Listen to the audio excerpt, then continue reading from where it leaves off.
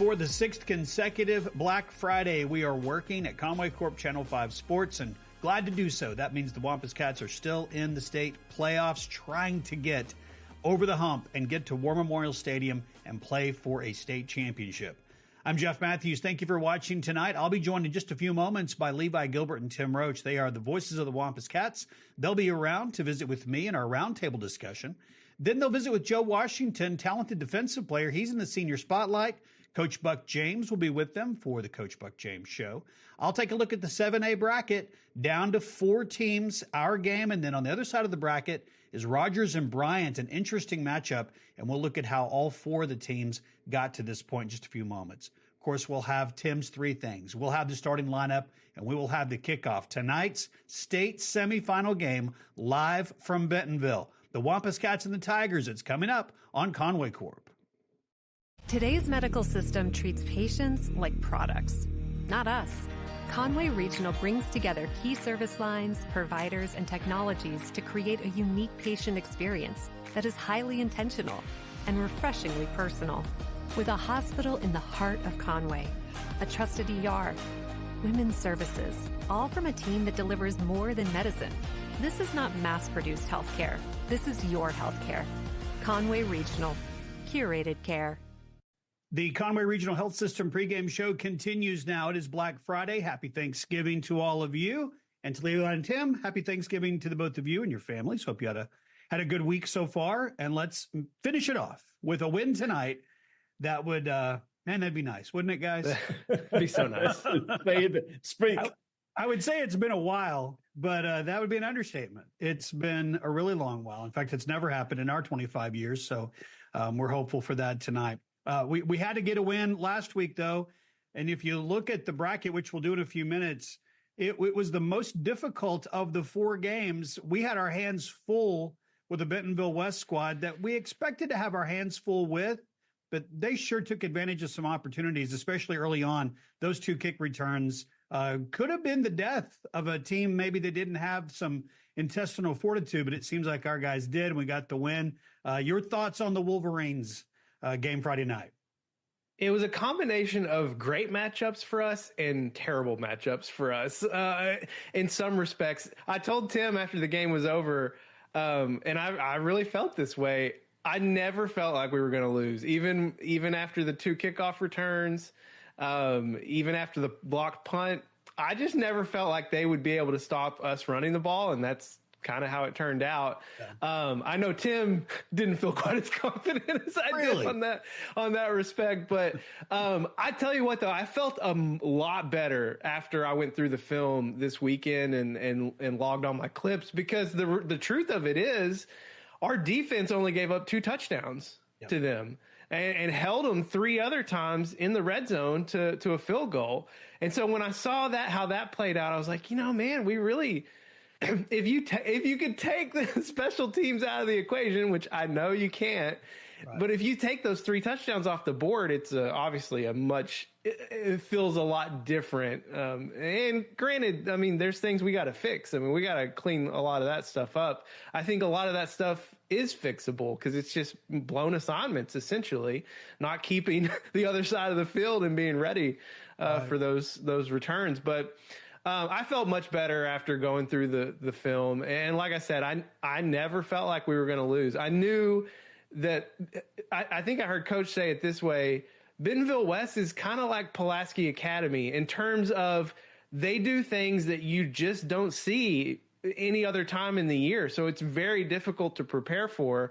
But overall, I felt like our defense did a pretty good job of tamping them down, maybe more than any other team has this year. It didn't look like that when you look at the final score, but if you just look a little more critically at things, I think there's things to feel better about than kind of how it all played out on Friday night.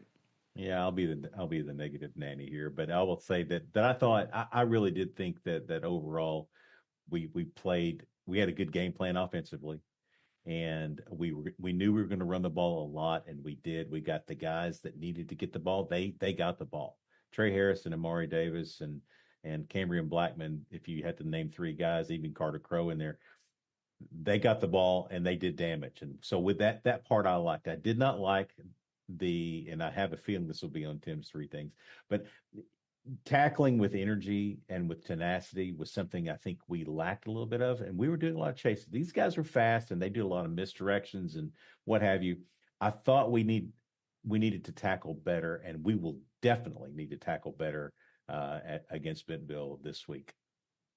So that leads me to the next question, which is Bentonville this week, Bentonville tonight, team that we played second game of the season. It's the game where Wesley Tapp got hurt. The emergence of Ryder Cook came out of that game. We're a different team than we were then. Are they a different team than they were then? Let's talk about tonight's semifinal matchup, Levi. No, they're not a different team than they were. And we'll just get that out of the way. Okay, they're still really good. And we'll get into more of that. But I think the important thing is, like you said, we're not the same team that we were back in week one. And I remember after that week one game talking to some of the coaches and hearing the same things of like, listen, that game didn't matter the last 2 years for Bentonville. We beat them the last 2 years in week one. And where did they end up? In the state championship game, both of those years. So what happens in week one, not near as important as what happens in the semifinals. And we're offensively, we're a completely different team than we were back then. Defensively, these guys have had time to grow, and not just the players, the coaches as well, gel together. I mean, this was a brand new defense, essentially, when you look at the coaching staff. We had one coach back from the year before, and, Tapp goes down in that game. Amari Davis went down in that game too. So we were very limited offensively in the second half. Granted, we were down. I think we were down like 14 or 17 points at halftime. I don't think looking at what happened in week one is a good indicator of what's going to happen tonight. At least I hope it's not.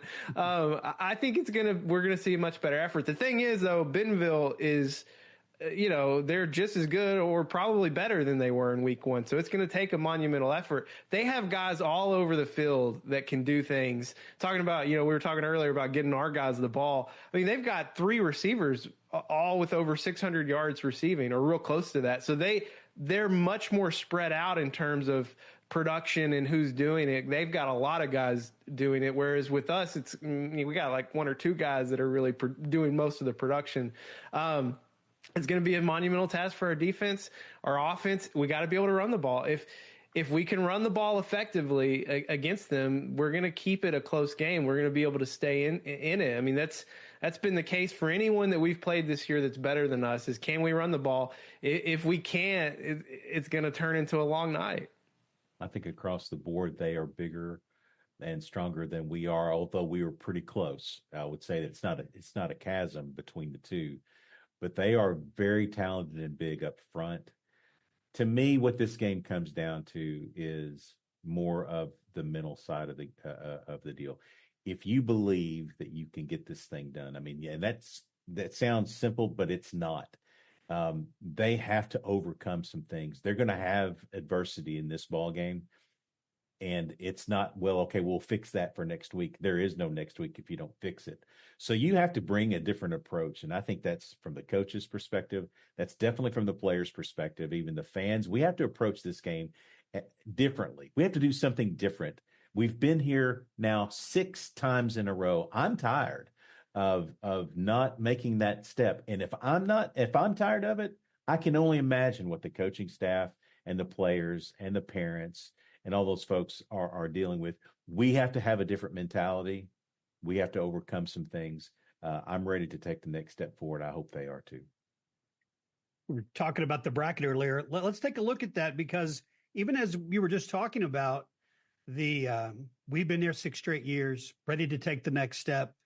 Well, there's a team on the other side of the bracket that has not been to this point since 2006. What a state championship game that would be if the number 2 seeds can go on the road and both get wins. That, of course, would be us and Rogers. So let's take a glance at this bracket. On the right side of the bracket, it's Bryant and Fayetteville last week. Bryant getting the easy victory, 42-0. Rogers getting the easy victory, 35-0. So some blowouts over there. I know you guys have seen, obviously, Bryant, as we all have. What can you tell us about this Rogers team? Because I think it's pretty safe to say the 4 teams that are left are the 4 best teams, and that's not something that's been said about Rogers lately. Yeah, it's funny. There was a lot of talk after the first round about, I think the West has it this year. I think the West is better than the Central. And maybe 1 through 6, maybe you could say collectively the West is maybe a little better. But honestly, there were 4 teams that have a chance to win a state championship going into the playoffs, and those 4 teams are the same teams that are still in it. I mean, I wholeheartedly believe that. I mean, Rogers, man, if they could just get a little bit of defensive help in a game, they're going to be so dangerous because they have probably the best offensive player in the state, maybe the best too, because that receiver they have as well is just insane. And they've been such a hard combo for everybody that's played them. I'm going to we'll obviously be keeping an eye on that Bryant Rogers game as the night goes on. I think ultimately defense is going to win out this time of year, and I don't know that anybody has a better defense than Bryant does. So I really want big things for Rogers. I know, I've gotten friendly with the guy that does their play-by-play over there, and he happens to be the father of the quarterback. So I really want some good things to happen for Rogers. I hope it plays out that way. I would love to see the 2 seeds in the championship game. That would be such a fun thing to happen. These 4 teams have separated themselves out to Levi's point. I mean, and Rogers is kind of the unknown one of the bunch, or the up and coming one of the bunch. But to his point, Lindsey and Regan are unbelievable. And they've been doing the same things they were doing last year, and nobody's figured it out yet. So Bryant is going to be a tough out. They're going to have their hands full there. Just like I think we're going to be a tough out for Bentonville. I mean, it could be the ones playing in the final game. Okay, whatever. I will hate that. But I do think that both the 2s have a chance. All right, one note on our half of the bracket. Of course, there's our win over Bentonville West we've already talked about. But that Bentonville-Springdale game was interesting. That was a 6-point game at halftime. And just a few weeks ago, Bentonville had beat that Springdale squad 63-7. Who does that say more about? Did Springdale get better, or was Bentonville looking ahead? What do you think? I would say it says more about well, I'm leaning towards Bentonville, but Springdale was playing their best football at the end of the year, what they did at Cabot. Ultimately, they don't have enough athletes to sustain a full game against a program like Bentonville. I don't know. We're going to see if we do either tonight. I mean, it's just the truth of it. I think it says just a little bit more about Bentonville, maybe just not being mentally ready for that opening game for them, that opening playoff game for them, kind of looking ahead to tonight. And, if they start slow tonight, and if we can start fast, spoilers, that may be one of Tim's 3 things. If they come out like they did against Springdale and we can get off to a good start, might put them behind the 8 ball a little bit. Yeah, these guys, once you saw the second half, I watched the first half, I watched the whole game, and the second half, it just looked like completely different athletes on the field. I mean, Bentonville they pushed Springdale around in the second half, which is what you thought was going to happen in the first half. So to Levi's point, if you can jump on them early, which I'm guessing that Gordy he's going to have that kind of lined out there. They're going to get Conway's best shot early. Can we take advantage of it? That's going to be the thing. All right, guys. Thank you for your time tonight. Of course, all year long, these roundtables have been fun for us to do and get a chance to talk a little ball before each game. When we come back, you're going to have the senior spotlight, and he's a fun defensive player to watch. Joe Washington's going to be in the senior spotlight. You'll talk to Coach James, and then we'll get ready for the kickoff tonight. It is semifinal action on Black Friday, 6 years in a row. Let's get over the hump tonight. It's coming up live on Conway Corp. Today's medical system is like a maze where patients get lost. Not here. Conway Regional takes a personal approach to health, so you get one-of-a-kind care that blends access and excellence, familiarity and fierce commitment, with a deeply invested team delivering the services and support that people deserve. This is not mass-produced healthcare. This is your healthcare. Conway Regional. Curated care. The Conway Regional Health System pregame show continues here on Conway Corp.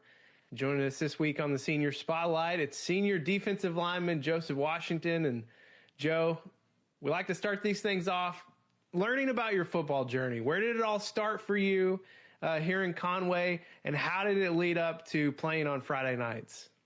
So I played second grade through third. I played flag football, and I was a quarterback. And then fourth grade, I played QB and tight end. Fifth grade, I didn't play. Sixth grade, I played center and defensive end. So that's where I started playing defense. And then seventh through ninth grade, I played defensive end. My sophomore year, I played defensive tackle. Last year, I played defensive end.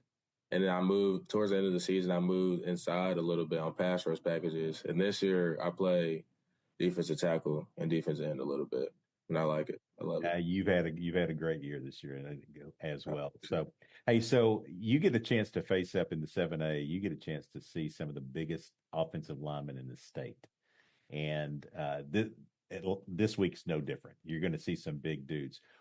How do you game plan against going up against really big, strong offensive linemen? Like Bentonville this week, we've seen them before. We know what they can and can't do. So we take advantage of their weaknesses and we study their game film. And we just have to have a good mindset going up there, knowing the referees aren't going to be good, knowing it's going to be cold, and the environment up there is crazy. So we just have to be mentally focused, starting from Monday all the way to Friday. And Friday, when we get off the bus, we have to be locked and loaded, ready to go. Joe, you've had a really good year in terms of rushing the quarterback and just being generally disruptive in the backfield. According to my stats I've been keeping, I've got you tied for the team lead in sacks, second on the team in tackles for loss. You played a great assignment football last week, breaking up a few of those Bentonville West screen attempts. What's been the key for you to getting pressure in the backfield, or does it change week to week based on who you're playing? The key to me getting pressure is I just have to do my job. I can't overthink things, because when I overthink things on the field, I mess up. So I just have to play ball and not get in my head, because I'm not going to be perfect. I'm going to make a bad play. I got to do it 100% and then go under the film tent, get coached up, and then have confidence that I'm going to make this play. Even though I may have not made it the first drive, I can do it the second drive. So, Joe, last week was one of the longest games of the season. It was just a long grind. But you're back in the semifinal game again. You haven't known anything different your whole high school career. And it's Bentonville again. You talked a little bit about staying tough inside and playing physical. What does it take mentally to check in to this? And what do you think it's going to take for you guys to get past Bentonville? We just have to play good football and make the plays we have to make, because last year we were one play short, and we know what it's like. We've seen like the top of the hill. We just have to execute and do our job, and can't have that many missed assignments in one game, because it's the playoffs. There's no more guaranteed games. So we all have to be on our A game and limit the mistakes we have made in the past. So I'm really confident going in this week, honestly. I feel like we're all dialed in more than we ever have been. So I'm really ready. He's Wampus Cats senior Joseph Washington, and he and his Wampus Cats back in the semifinals, working to get over that hill tonight up in Bentonville. Joe, best of luck tonight against the Tigers, and let's go get some revenge. Yes, sir. Today's medical system treats patients like products, not us. Conway Regional brings together key service lines, providers, and technologies to create a unique patient experience that is highly intentional and refreshingly personal. With a hospital in the heart of Conway, a trusted ER, women's services, all from a team that delivers more than medicine. This is not mass-produced healthcare. This is your healthcare. Conway Regional. Curated care.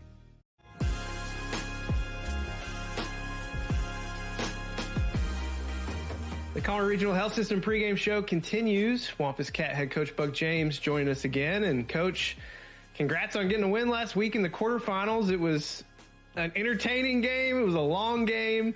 Offense continued to do its thing, running the ball well, mixing in the pass effectively.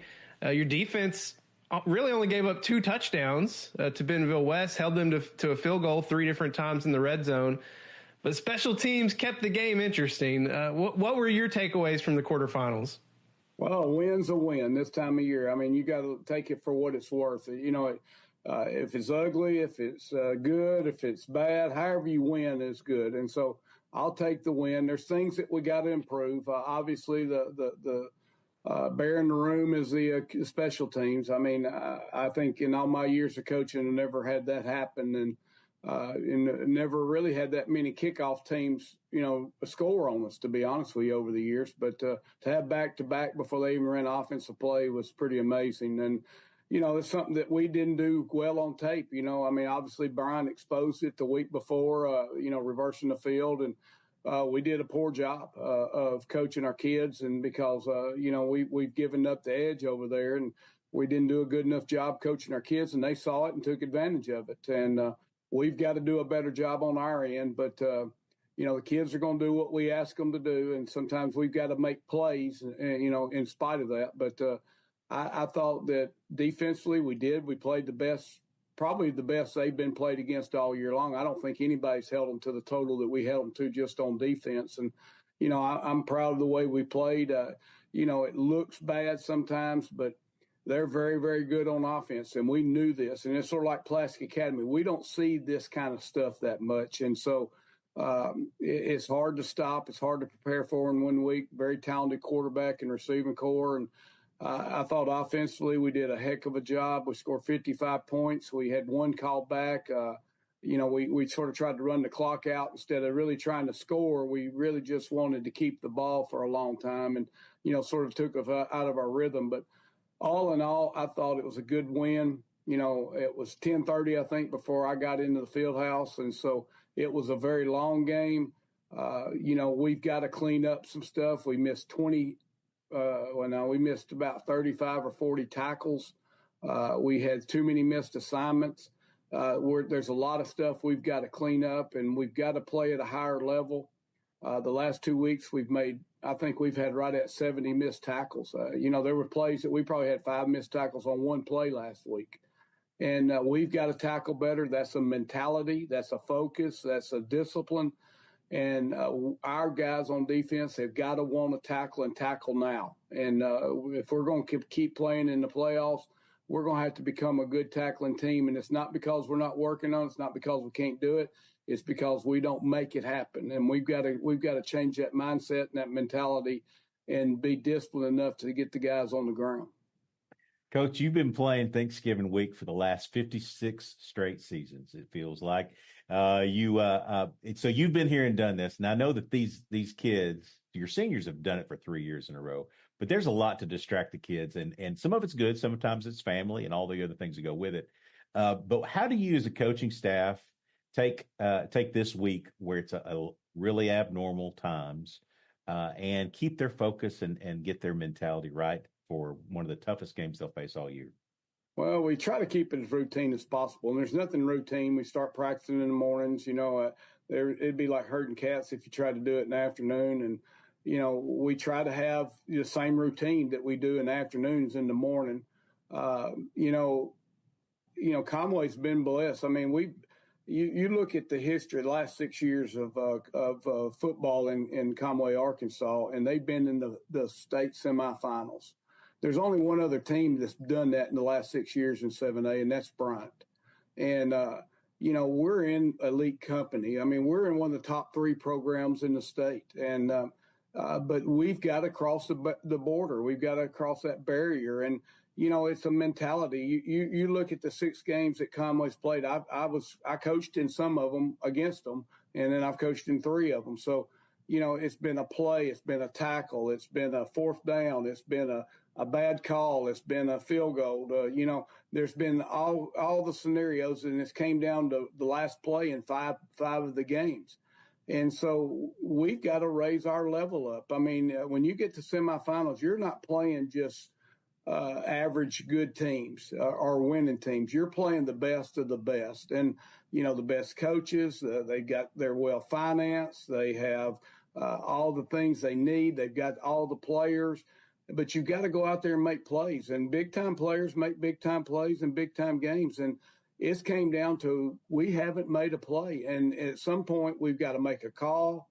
We've got to make a play. And our team's got to rally around that and get off the mat and come back and win. And you got to hit them in the mouth, and you got to be able to take a punch in the mouth, and you got to keep going after the guy. There's a mentality. It's a discipline. It's something that you have to have inside of you to want to do it as bad as you want to breathe. And that's what these kids got to do. Coach, like you said, I mean, your team is right back at the doorstep again, one game away. Back in Bentonville again, just like we were last year. It's a team that you've seen many times over the last few years. We just saw them back in week one. Your team is so different than they were back in week one. It's almost a completely different team offensively and defensively, the way they've grown too. What's been the message this week to get ready for a team that you faced already and that you got to figure out a way to get past in the Bentonville Tigers? Well, Bentonville's done it the last 2 years. I mean, we beat them in the regular season the previous 2 years, and then they made it to the finals. And we beat them last year, and then they beat us in the semifinals. And you know, it happened to me when I was at Bryant. I mean, Norfolk Rock beat us 3 times, and then we finally beat them in the state championship game, and they beat us 28-21 in the week 9 of the season that year. And so, you know, you're only as good as your next game. We didn't play very well. We weren't a very good football team when we went to Bentonville the first time. I think we're a better football team. You know, there's things that we've got to do better. But, you know, we've grown, we've evolved. We were young, we're really young defense, really inexperienced. Where we weren't young, really inexperienced defense. No whole new coaching staff on that side of the ball. Offensively, you know, West goes down in the first quarter. We basically had to revamp our offense to sort of fit what Ryder does. And now we're getting West back, and we can run the same plays with Ryder in there or with West in there. And we really have viable options. And so we should be better, you know, but Bentonville will be too. And, you know, I honestly believe that if the team that goes out there wants it the most, plays the hardest, and makes the least amount of mistakes, will win the ball game. And Bentonville expects to be here. Bentonville expects to be there next week. These guys have been grown up in that culture. You know, it's getting where Conway's grown up in that culture, except Conway's expects to go home in this game, and that's a reality. It's not a mentality. It's a reality of that we have gone home, but we're getting here now. Let's learn what it takes to get out of here. Let's go the next step. Let's go the next level. And it's a mentality. It's a discipline. It's a focus. But at the end of the day, you got to go out there and earn it, and that's what our kids got to learn, and that's what we're trying to teach them. He's Buck James. His number 4 ranked Wampus Cats are at number 2 ranked Bentonville tonight in the 7A semifinals. Coach, thanks for joining us again, and I hope we get to have this conversation one more time this year. It'd be awesome. I think our kids will be ready. I think they'll play well. You know, we got really a tiger by the tail, but we've got to go play football. And if our kids play football, I'm going to take our chances. Thanks, Coach. All right, guys, thank you. Let's take a look at the Class 7A bracket. We're down to 4. Of course, our 2 teams in this game, Conway and Bentonville. And on the other side of the bracket, it is Bryant and Rogers. Looking at how each of the teams got to this point, Bentonville gets a 41-16 win last Friday night over Springdale. Now, it looks a little bit lopsided, but that game was very close at halftime. It was 13-7. And just 3 weeks ago, Bentonville had beat that same Springdale team 63-7. So Springdale came in, gave them a fight for a half, and then the Tigers pulled away. And, of course, in our game, it was a hard-fought victory over Bentonville West, a game that lasted what seemed like forever, 55-44, with the Cats getting the victory and now setting up the matchup with Bentonville tonight. Now, on the other side, it was a couple of blowouts. You can see there, Bryant over Fayetteville, 42-0. They led 35-0 at halftime. Rogers led 35-0 at halftime over Little Rock Christian, and they cruised in the second half, and no more points were scored in that one. This will be a very, very good football game. Rogers, they're playing their first Black Friday game since 2006. They haven't been in the semi since 2006, and they have got a talented quarterback in Jeff Regan, 378 total yards of offense and 4 touchdowns against Little Rock Christian. Now for Bryant, their quarterback, Jeremiah Motes, senior, had 3 touchdown passes and a rushing touchdown in the first half, and Bryant cruised to their victory as well. So you're down to the Final Four. Bentonville and Conway, Bryant and Rogers. The winners meet a week from tonight at 6:30 at War Memorial Stadium for the state championship. All right, we'll go to Bentonville next. Live action in the state semifinals. It's Conway and it's Bentonville, and it's coming up on Conway Corp. Today's medical system is like a maze where patients get lost. Not here. Conway Regional takes a personal approach to health, so you get one-of-a-kind care that blends access and excellence, familiarity and fierce commitment, with a deeply invested team delivering the services and support that people deserve. This is not mass-produced healthcare. This is your healthcare. Conway Regional. Curated care.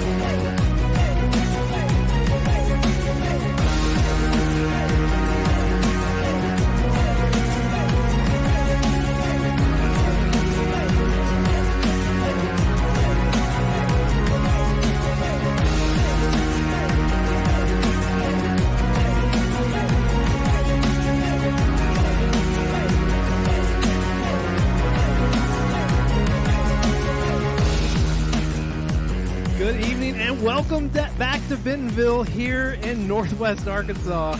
I'm Levi Gilbert alongside color analyst Tim Roach. We're back in the stands, back at the top of the Bentonville visiting stands.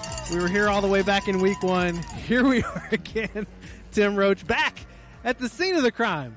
Your Wampus Cats looking to not only avenge a week one loss from earlier in the season, but also to avenge last year's semifinals loss here in Bentonville. You and I can remember it. The fans remember it. The 18-year-old kids, they tend to forget things a little bit more quickly. Let's hope they put that in the rearview mirror. But I'd like to see some revenge. Well, it's not just these kids, Tim. It's been 32 years since the Wampus Cats have won in the semifinal round.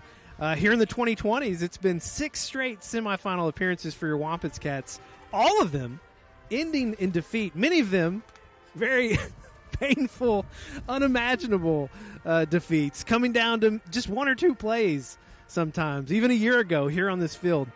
How do the Wampus Cats write a new narrative tonight? That takes us to Tim's 3 things. I really think we need to start fast tonight. We've done a really good job this year of doing that. Bentonville got off to a slow start against Springdale last week, and that played into Springdale's hands. Let's see if we can get some of that. We need to tackle with energy. We struggled tackling for a lot of the game last week. If you do that tonight, it is going to be over. Finally, it's a mentality. We got to believe. We have to believe we can do it. We should believe that we're made for this moment. It's time to put that belief into action. Now, Tim, a week ago in the quarterfinals against Springdale, the Bentonville Tigers came out a little flat in the first half. And it was a 6-point game at halftime. It will be crucial for guys like Cam Blackman, Carter Crow, to help get your Wampus Cats off to a fast start tonight. Yeah, I think offensively you want to get the ball into the hands of your playmakers, and Cam Blackman is one of those guys. I mean, he is an electric player. He has a lot of good things going on. Defensively, we'll need to do the same thing. But, boy, if you can get our good guys going early, maybe that changes the mentality a little bit. Tim, while our defense only gave up 2 touchdowns to Bentonville West a week ago, and they held them to a field goal 3 different times in the red zone, the tackling was downright atrocious at times. If we tackle like that again tonight, I'd say we have 0 chance of winning. We need our big hitters, guys like Reagan Cho, Trayvon Logan, like this guy right here, Tay Boogie Lockett, to tackle with unrivaled energy tonight. Yeah, unfortunately, we're going to need his strength as a safety, not only for cleanup on the back ends and trying to keep guys from getting in the end zone, but also to bring run support. And so you have to tackle with energy. Again, these guys can go the distance with any slip, and they got about 4 or 5 guys that can do it. And, Tim, the Wampus Cats, like we said, they've been in this game the last 5 years, and each time ending in failure, many times excruciatingly so. But it's not just this decade, Tim Roach. Go back to 2017 or 2013. We were here on this field. 2003, 2 times in the 90s. It's been decades of coming up just one step short of getting to that championship game. But one night, Tim Roach, can rewrite the narrative. Let it be tonight. I mean, if you don't believe in yourself, Coach has talked about it. I mean, every time we talk to him, we have to have a mentality change. We have to have a culture change. Sometimes it takes a stake in the ground moment, a game like this, to really turn the tide for the entire program. And so do we have enough within us to do it? This is a very good team. Make no mistake about it. They are undefeated. They are the cream of the crop in the West. They are the number 2 team in the state. It's an uphill battle, but I believe that we can do it. I just hope the players believe it as well. Your number 4 ranked Wampus Cats, 1 game away from the championship game, facing number 2 ranked Bentonville here on the road in the semifinals. We'll have the starting lineups coming up next after this break on Conway Corp. Today's medical system treats patients like products, not us. Conway Regional brings together key service lines, providers, and technologies to create a unique patient experience that is highly intentional and refreshingly personal. With a hospital in the heart of Conway, a trusted ER, women's services, all from a team that delivers more than medicine. This is not mass-produced healthcare. This is your healthcare. Conway Regional. Curated care. Back live here in Bentonville, the 7A semifinals. Your Wampus Cats on the road tonight, taking on the number 2 ranked Bentonville Tigers. The captains heading out on the field. Conway fans have traveled well tonight. Yeah. You can hear them. We're out amongst them. You'll hear them loud and proud tonight. Let's go ahead and take a look at the starting lineups for your Wampus Cats.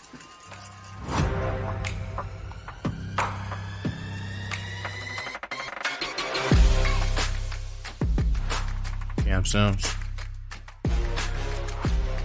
Caleb Kern, Julian Jones, Morris Wagner, DK Turner, Reagan Choate, Trayvon Logan, Tyron Allen, Elijah Washington, Hayden Green, Tay Boogie Lockett,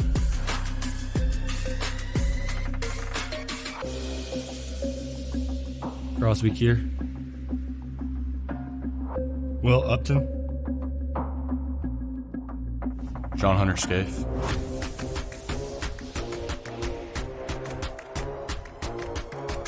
Isaiah Bowman, Major James, Nathan Richardson, Tyra Ware, Kingston Jackson, Dawson McFadden, Cambrian Blackman, Carter Crow, Elijah Cole, Trey Harris, Wesley Tapp. Well, there you have it, ladies and gentlemen. After about 8 weeks of no changes to the starting lineup, you saw it right at the end. We have a change for your offensive starters. It's that man right there, Wesley Tapp, back as the starter at quarterback here in the 7A semifinals. It was the captains for tonight, Boogie Lockett, Trey Harris, Wesley Tapp, and who was the other one? There was one more. Wesley Tapp. Carter Crow. Carter Crow. It was Carter Crow. How can you forget Carter Crow? Off and on showers tonight, included into the forecast of the winter chill. Going to be a tough night. And here come your Conway Wampus Cats out onto the field here at number 2 ranked Bentonville. Your Wampus Cats 9-2 overall after the win last week in the 7A quarterfinals. Conway's the 2 seed out of the Central. travel to the 1 seed here out of the West. The Tigers 11-0 on the year. Yeah, the 4 teams, we talked about it before we got on the air, the 4 teams that should have been here are here. Rogers is definitely the second best team. They lost only to Bentonville. Wampus Cats lost only in conference play to Bryant, and both of those teams are undefeated. It's just kind of how it was made to be. I would rather play at home. I'll kid you not, Yeah. but nothing would make me feel better about high school football than to beat Bentonville here at Bentonville. It's going to take a Herculean effort to do that, but I believe these guys have got it in them. Yeah, these guys, these Tigers, man, they're good. They've had an incredible season. Run the table so far. Hopefully that ends here tonight. But these teams kind of interesting reflections of each other. Very similar offensive production in terms of total yards. The Wampus Cats do it more like, 58-42 run heavy in production. Bentonville's the opposite. They're more 58-42 in pass production with their total offense. So, but both of them, almost 5,000 yards of total offense on the season. Very even when you look at how they're doing it. They're just both doing it a little differently. Yeah, they have 3 guys at least that can really go from a wide receiving crew, and a guy that really likes to throw the ball. Slepecki has done it now for a couple of years, can really deal. Ryder Cook was trying to figure it all out, and so we were run heavy. But what that did, though, was give us an opportunity to work out the kinks in the running game, and I think it played well into our hands here for this moment tonight. We had a little rain shower come through during our pregame content. It looks like it's held up now, but we expect it to keep coming through. Conway. Going to let that it was a furtive bounce there, just waiting for it to go in the end zone. Cam did give it the second look to make sure it went through, but yeah. Oh man, I was holding my breath a little bit there. So the wind is and also a factor tonight. Rain could be, cold temperatures are The wind is blowing from your left to your right as you're viewing the game. It's from the south, and it's pretty heavy. It's pretty stout. The flags are taut. Wampus Cats start the game with the first offensive possession. Wesley Tapp in the backfield at quarterback, and Trey Harris in at running back. Start the game with a handoff to Trey, flipped it back to Wes. Looking over the middle, it's picked off. Intercepted by Tristan Brown. He'll return it. And he's going to get it all the way. First play, a pick 6 for the Bentonville Tigers. Yeah, that he threw it right into coverage. They did not. The flip back didn't go as slow as it should have been, and so they never bought on the run, and it was right there for the taking. Now, we've been here before, unfortunately. It didn't go like we wanted at Little Rock Christian, and but our Cats showed some fortitude there. They're going to need it tonight. Tigers up 7-0 after one play. 11:47 to play here in the first quarter. Back after this break on Conway Corp. At Arvest Bank, we believe small businesses are the backbone of communities. Whether you're just getting your business off the ground, planning for future growth, or managing the day-to-day, we want you to thrive. That's why we help businesses of all kinds find their strength. Because everyone deserves a financial partner who cares. Arvest Bank. We believe. Back live in Bentonville, 7A semifinal action here on Conway Corp. Wampus Cats got the ball first. One play in, tried the flea flicker, and Bentonville not buying it. No, they didn't buy on the run in time, and they had it covered up. That's one you just got to throw away. Again, we've done this before. You've got to. This is not the start fast that I wanted, but we've got to overcome it now. Blake Stroud did the first kickoff. Now Gio Puga in for the second kickoff. That kicks away in there. Even better leg from Puga. Second offensive possession for your Wampus Cats will start again at the 20. Well, I mean, the thing about it is, all right, the first play's out. You got to come from behind. You know what's in front of you now. Hopefully, the butterflies are gone now. You just got to go. We'll see Amari Davis in at running back to start this possession.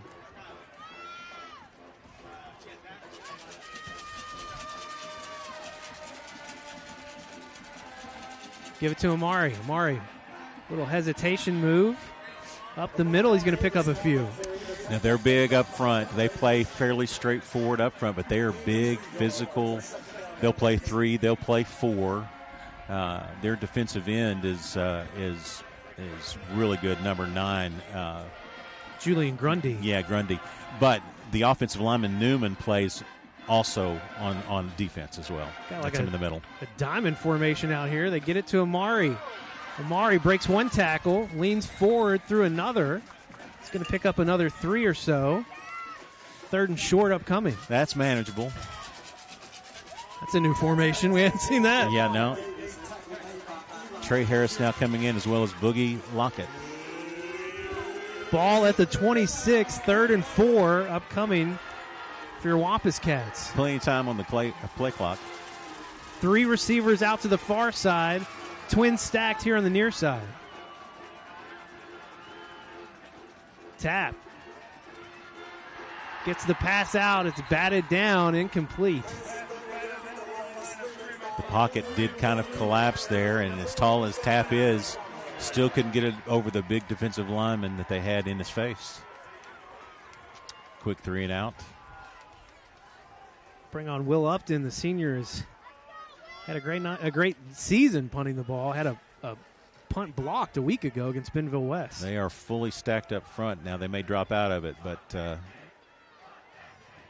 not. Nice angled punt. Going to be taken in near the 40. Atreo McJoy chasing him down. Tackle made by Braylon Harris. Yeah, 2 fast guys down there. Your gunners got down very quick to cover. Nice punt by Will Upton. They started at the 42-yard line? Thereabouts. They're going to mark it at the 44. I didn't think it got that far. Okay. So because of the 3 and out, good field position here for the Tigers, their first offensive possession. All right, we're playing our full 4-man front like we normally do. 4 down. They'll hand it to Ficklin. No, they fake it. Slepecki gets it out across the middle. Almost picked off by Reagan Choate. They had a tight end, 97. Wow, that's a big dude there. Ethan Hoffman, a junior, the intended target. Good hands in the face by Lawrence Wagner there. And Choate he skipped it to him. He almost got his hands underneath it. But the good news is that makes him think a little bit about it. Your first pass almost gets picked as well. Jack Dunn, Daquan Prevost here on the near side. Prevost goes in motion. They'll give it to Ficklin. Ficklin gets around the edge. Going to be knocked out of bounds. A gain of about 3. They're backing it up. Maybe just 2. Yeah, that was a good play on the end, and I believe that was Cam Sims. Really good string out there to the boundary. They went to the short side of the field, and it closed up pretty quickly. Hayden Green checking in. DK Turner comes off. All right, again, they've got Prevost, number 12, Schmidt, number 8, Blair Irvin, number 3. All really good. Jack Dunn's also in there. Slepecki has time. Has Irvin open. Just fell out of his hands. The pass a little behind him, a little low. We got a break there, Tim Roach. Yeah, miscommunication on the coverage there. They had 2 receivers in the area, and really neither one of them were covered very well. But we did catch a break. We'll have to fix that. We'll bring on Cooper Nix, the senior, to punt it away for the Tigers. Tay Boogie Lockett back to receive for Conway. Tay has returned 2 punts for a touchdown on the season. Low snap. He does get it off. course. Tay Lockett takes it off the bounce, gets away from one, gets around the edge. Tay Boogie Lockett. Past the 40, past the 50, makes a cut back to midfield, and he'll take it all the way back for the score, but there is a flag back near the 30. Well, you knew it had to come. Welcome to Bentonville.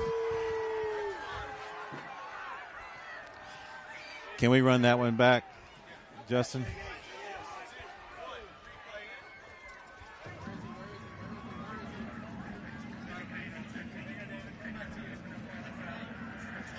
I don't know. I have no idea.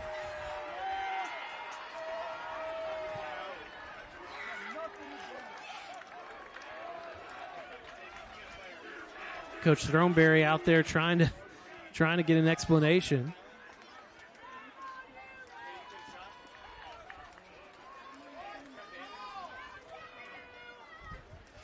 Where it's marked at, it's at the 20, so that means the foul occurred at the 35-yard line.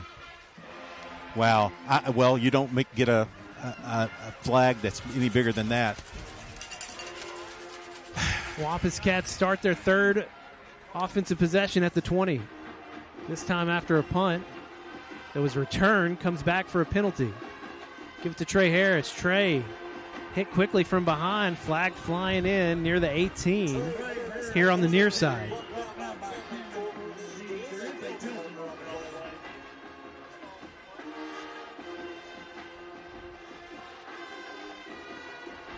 Maybe a fast face mask, maybe.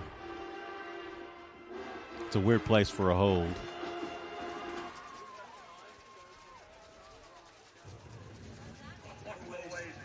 Blocking below the... Oh, so they went down below. The waist. Okay. Yeah, and blocked our guys, which you also can't do, and caused the play to happen. So that's a good call there. You don't see it called very often. Moves the ball to the 35, 1st and 10 for your Wampus Cats. Trips out on the far side. Elijah Collum here on the near side. 3-man front for the Tigers. They go to Trey Harris. Trey finds a seam. You thought he was going to burst through, and the strong arms of that Tiger defense, man, they get a hand on him. Yeah, that's not even a guy that we have in our 2 deep. Number 98. Kellen Rona. Yeah. Oh, Rona, yeah. Well, that's a guy that's been playing for a long time here. Give it to Trey here on the near side. Trey going upfield. Going to be close to the first down marker. Let's go ahead and give it to him. First down, Conway. Yeah, that was a great run. He hit the seam and cut it upfield. Just trying to get everything he can get. Rona comes off for the Tigers. They put Will Newman back in, the senior, the nose tackle. 2 rush ins along with the 3. Go back to Trey Harris, this time on the other side. Not much going there. Going to be a loss of about 1. They are all out right now to stop the run. They had their normal 3, then 2 rush ins, and immediately brought the corner in as well. Too many black jerseys there, not enough good guys. Ball back to the 44, 2nd and 11. 3 receivers down low. Give it to Amari. Amari can't get the edge. He cuts it back upfield. Maybe back to the line. Maybe they're going to say loss of half a yard maybe. Yeah, and that's their corner over there. I mean, they are literally, the game plan right now early on is you're not going to run it on us. Last 2 plays have netted -1. They bring trips here to the near side. Cam Blackman out on the far side. 3rd and 11. They're playing zone. Not be able to get one right behind the linebackers if you can get it off in time. Tap. Flushed out here near side. Looking over the middle. looking for Carter Crow. Carter got turned by Mason Meyer, but no call. Nice step up in the pocket there by Tapp. Just nobody really there in that spot. Carter did get turned, but not enough apparently for the official to make the call. Bring on Will Upton for his second punt of the night. They are 10 up front, 1 deep. Good punt. Conrad Schmitz back to receive the punt for the Tigers.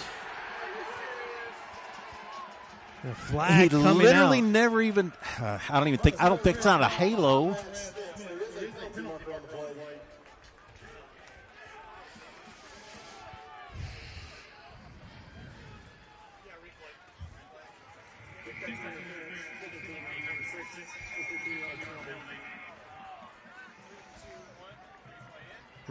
Good look at the replay here.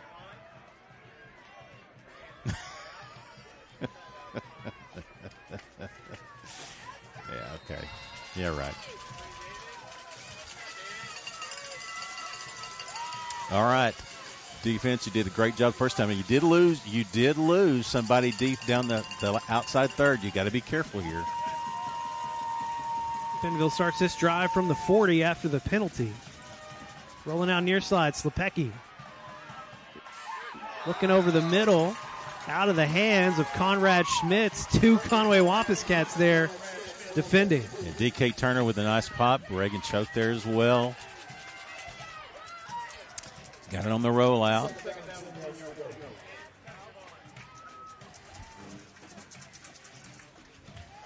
Dietz comes out. Hayden Green in. 2nd and 10 after the incompletion. Now, they normally would like to go back to the run after trying a play like that, but they got doubles now. Slepecki under pressure. Oh. He gets away. Passing over the middle. Looked like he bounced it in. That bounced. No. They call it a complete pass to Prevost. It looked like it bounced.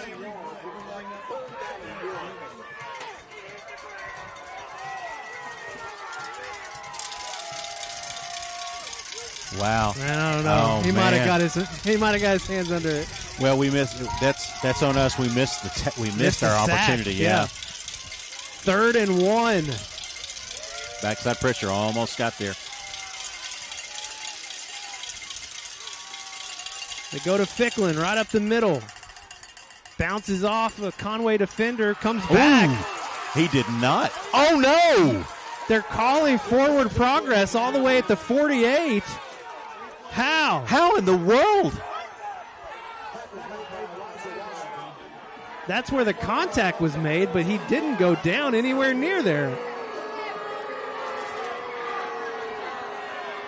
1st and 10 Tigers. They'll go back to Ficklin. Working the far side. Ficklin has the edge. Goes out of bounds. Big pickup. Oh, my gosh. For Ficklin. I think that's enough for another first down.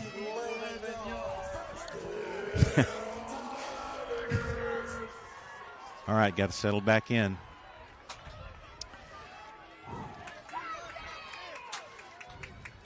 First and 10 from the 37. They go back to Ficklin right up the middle. All kinds of space. Another gain of about 9 or 10. Yeah, that's a good run there. Good block up front by 74. Just too much space right out of the gate. He had no contact till he got to the linebackers.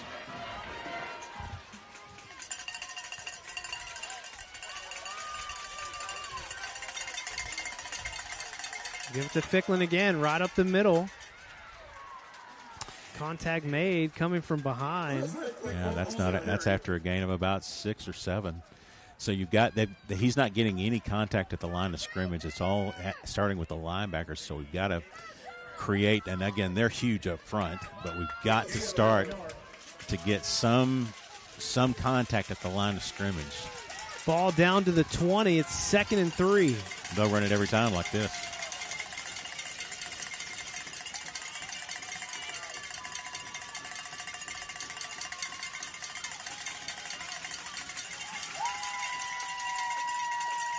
Go to Ficklin again. Can't get the edge. Bounces it back. Reverses the field. Lawrence Wagner finally wraps him up near the 30. That's a huge play there. That is a huge play by your defense. They stayed home. You had enough guys over here that really gang tackled back, and they lost 8. 3rd and 13 after the tackle for loss from Lawrence Wagner. They take out Ficklin. They bring in Pratt, number 22, the backup running back. He's not necessarily a danger at all running the ball in most occasions, but he is good in the screen game. And Bentonville wants a timeout. They're first. We'll take it with them. Back in 30 here on Conway Court. Today's medical system treats patients like products, not us. Conway Regional brings together key service lines, providers, and technologies to create a unique patient experience that is highly intentional and refreshingly personal. With a hospital in the heart of Conway, a trusted ER, women's services, all from a team that delivers more than medicine. This is not mass-produced healthcare. This is your healthcare. Conway Regional. Curated care. 7A semifinal action here on Conway Corp. Your number 4 ranked Wampus Cats on the road at number 2 ranked Bentonville. Tigers had to take their first timeout of the game, or of the first half. 3rd and 13 upcoming. Big play here for your Conway defense. They keep Ficklin out. Pratt still in 12. Prevost down low. Looks like Blair Irvin the 3rd. And that's guessing that's Schmidt out top. Yeah.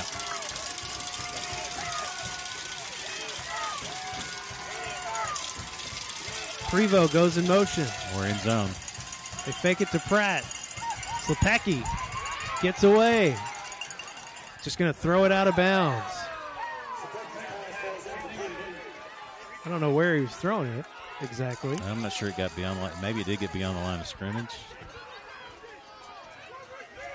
That's pretty close. It was real close. We're going to bring on the field goal unit. They've got the wind, a good breeze. They got the wind, and they got the legs, too. Yeah. I mean, they don't have any trouble getting these. This will be a 48-yarder. Jack Dunn 47. Jack Dunn will hold Gio Puga on for the field goal. 47-yard attempt for the senior. Snap is good. Kick is up. It's got the distance. And it's good. The Tigers extend the lead 10-0 here in the first quarter. Back after this break on Conway Court.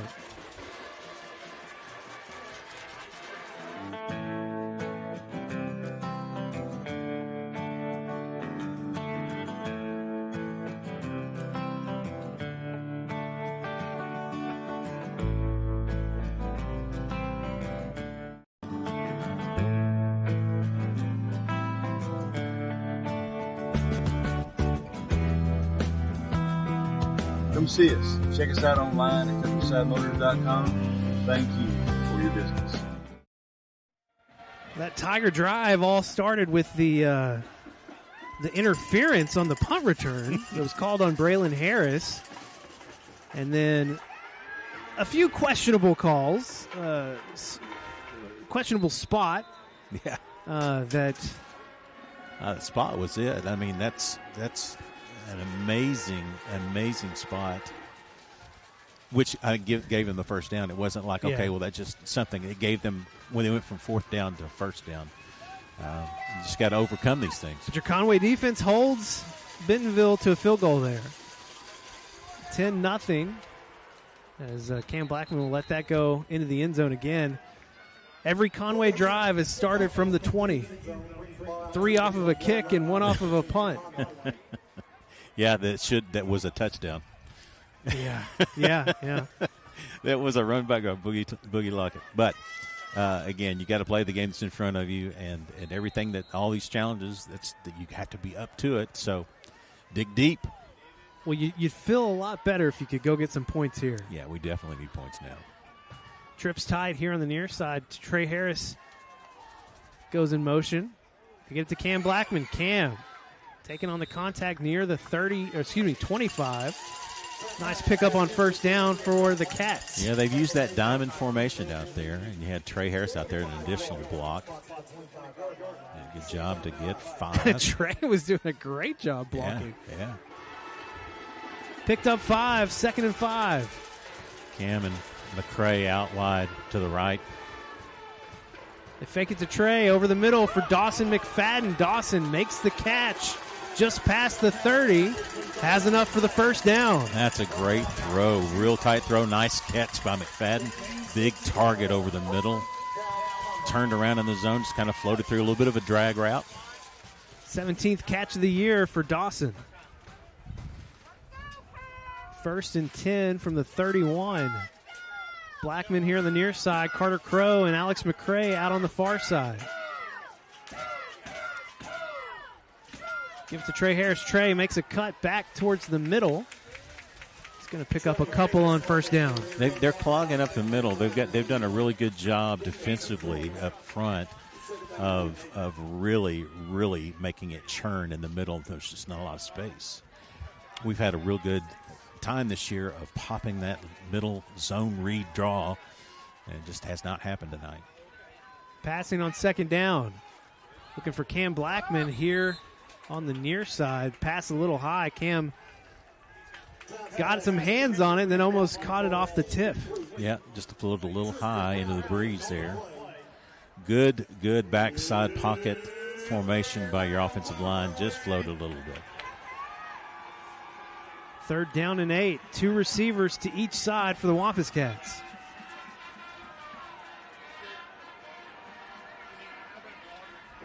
Yeah, that's McFadden out wide playing a slot receiver. Tigers look like they're bringing the pressure.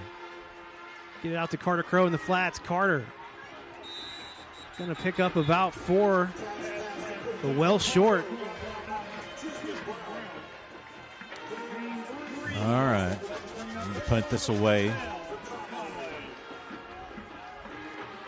3rd and long is not a good recipe against this defense. It's just not. Another 3 and out for this Wampus Cat offense.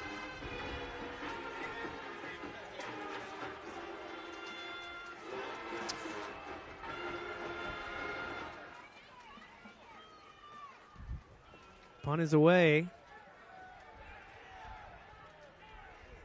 Does not take Conway bounce. Be down around the 38. It's been long fields for your Wampus Cats and shorter fields for the Tigers. Nothing trending right at this moment for your Wampus Cats here in the first quarter. $1:38 left. They just got to figure out a way. Now, defensively they played pretty well. They forced a punt and they allowed a field goal, but you can't keep giving them a short field and expect for good things to happen every time. 23 yards rushing for Chris Ficklin on 6 carries. Tigers do their own formation shift here. Empty set.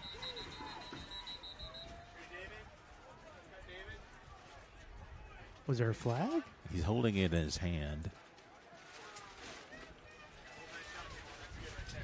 1, 2, okay, 3, 4, 5, 6, 7, 8, 9, 10, 11, 12. We have 12 guys out on the field. He just didn't throw his flag, but we had 12.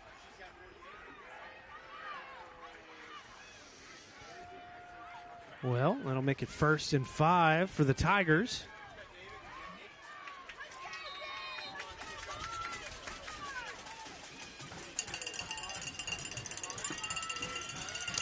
They run the same play regardless. Ficklin split out. They'll bring him in motion. They're going to get your Wampus Cats for offside. Yeah, but okay.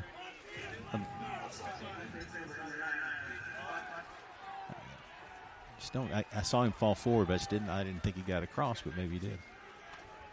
He'll come out. Brings in Kern. 1st and 10 now for your Tigers. They've yet to run a play.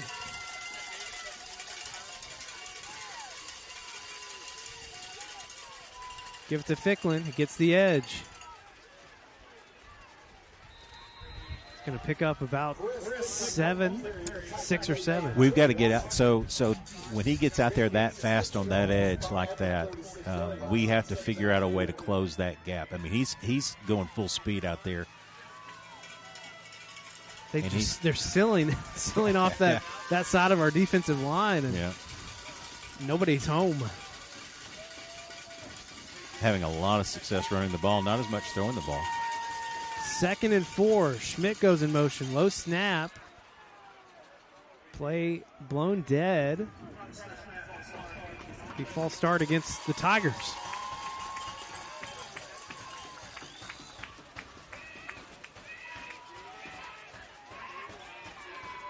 Brings up 2nd and 9 now.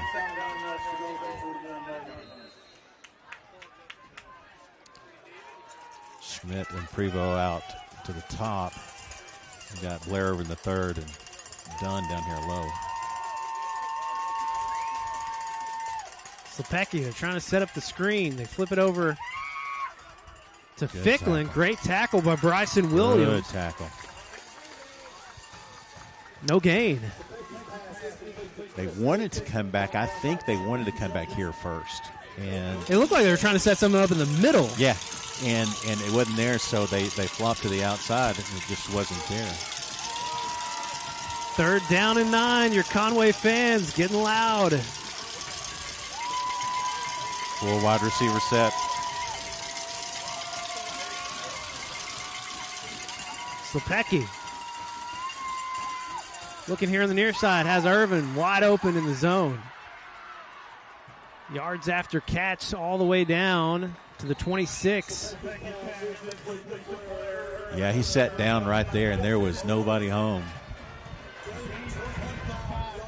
No pressure on the quarterback really at that point, and that's the end of the first. After 1, your Wampus Cats trail 10-0. This is 7A semifinal action here on Conway Court.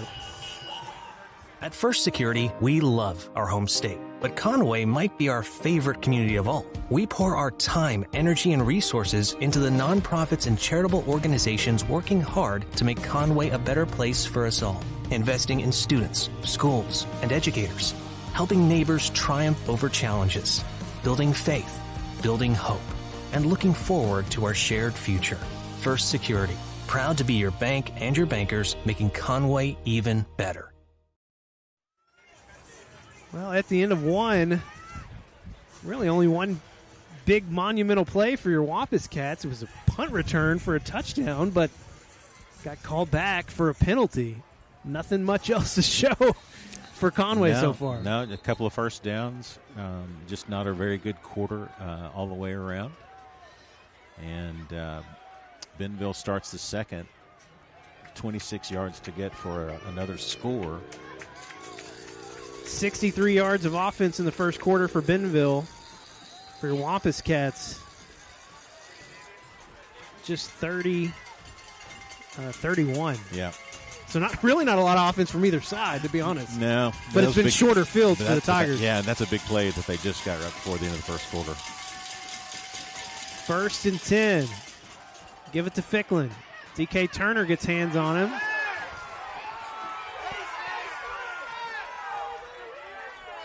Conway fans wanting an offensive face mask call. Not going to get a gain of 2, 2nd and 8.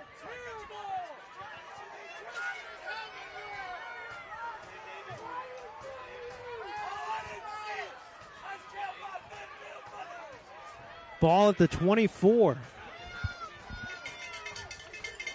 Trips tight out on the far side for the Tigers. They'll give it to Ficklin. Reverses the field. Great tackle by DK Turner. Great job of staying at home. That was basically like a waggle on a running play. It was always intended to go back that direction. And That's what you get for staying home. That's a good job, young man. Gain of just 1, 3rd and 7. Can the Conway defense hold them to another field goal?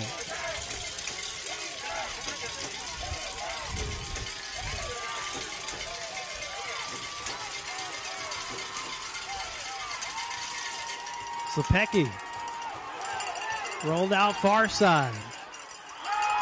Play on the ball. They'll say it's incomplete. There is a flag in the backfield. Yeah, we got a holding. They're going to kick a field goal. It doesn't really take them out of field goal range after that last. Well, with the wind the way it is, maybe it does. But you repeat the down if you take it. Right. We almost had the pick. We did catch it, but he landed out of bounds. It's an interesting dilemma. Interesting call here for Buck James. They're going to take the penalty.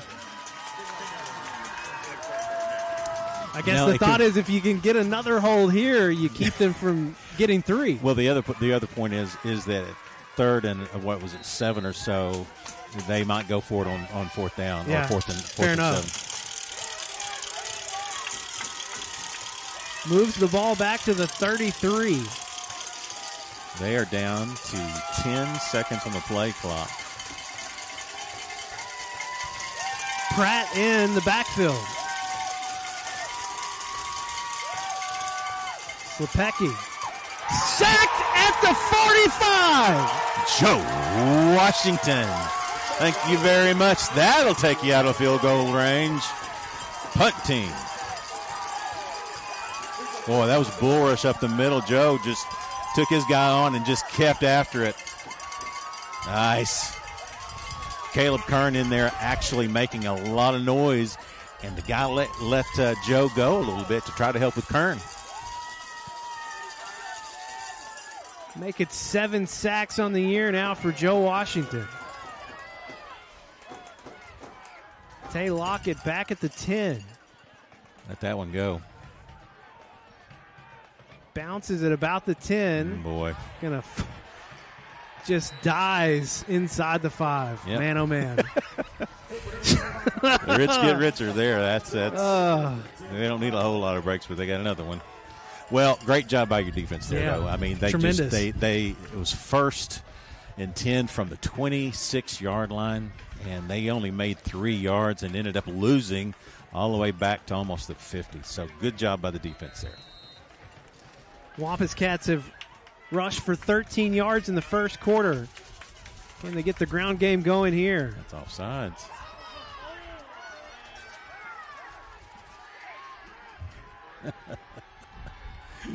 Oh, man. Give it to Amari. Amari trying to bounce it out, trying to get the edge. Going to get a few yards. Just trying to get it out of the shadow of your end zone there, and didn't get much. Just picked up 2. Looks like we're going to see Wild Crow here. That's an interesting time to do it. They know what's coming here unless you hand it off to Amari. They will. They reverse it. Ooh. Tay Lockett.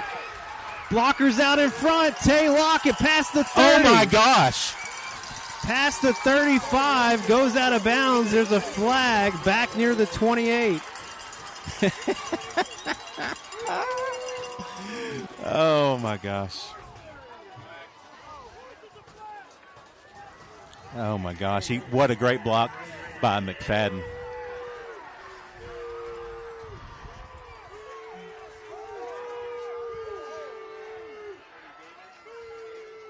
Ah, wow. Wow.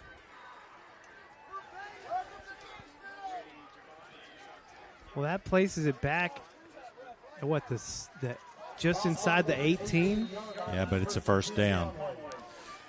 Spot foul, but man, I mean that it just wipes off about 25 yards? Yeah. 20 yards. Well, we hadn't seen that play before. Go back to Amari. Amari puts his head down, just trying to get something. Gets back to the 18, no gain. Second down and 10 yards to go.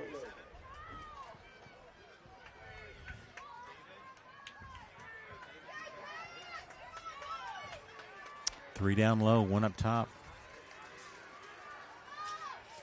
We are going to need to be able to throw the ball here and loosen up this defense because they are all out stopping the run. They have all their guys up close. Nobody really backed up much. One defender. Wesley Tapp going to take off. Gets it past the 20, about the 23. It's a 3rd and 5. That was a quick decision. I don't know if that might have been a, well. Design run. I don't know. Watching the replay made me think otherwise, but he took off fast. He did take off fast.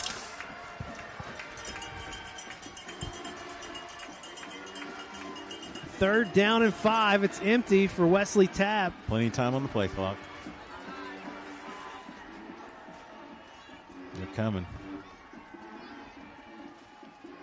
Tapp has time. It's picked off here at the 49 by Aiden McCarthy. Yep. Threw it up. Acts like kind of like a short punt, to be honest, but it was thrown up, and it was a jump ball situation, and they win that one. Elijah Collum maybe needed to try and play a little defense there. Yeah, he looked like he was.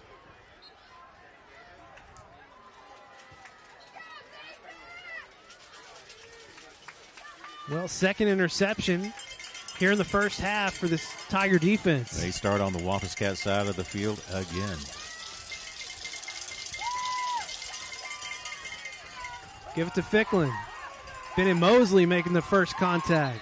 That's a good tackle. Gain of just about 1.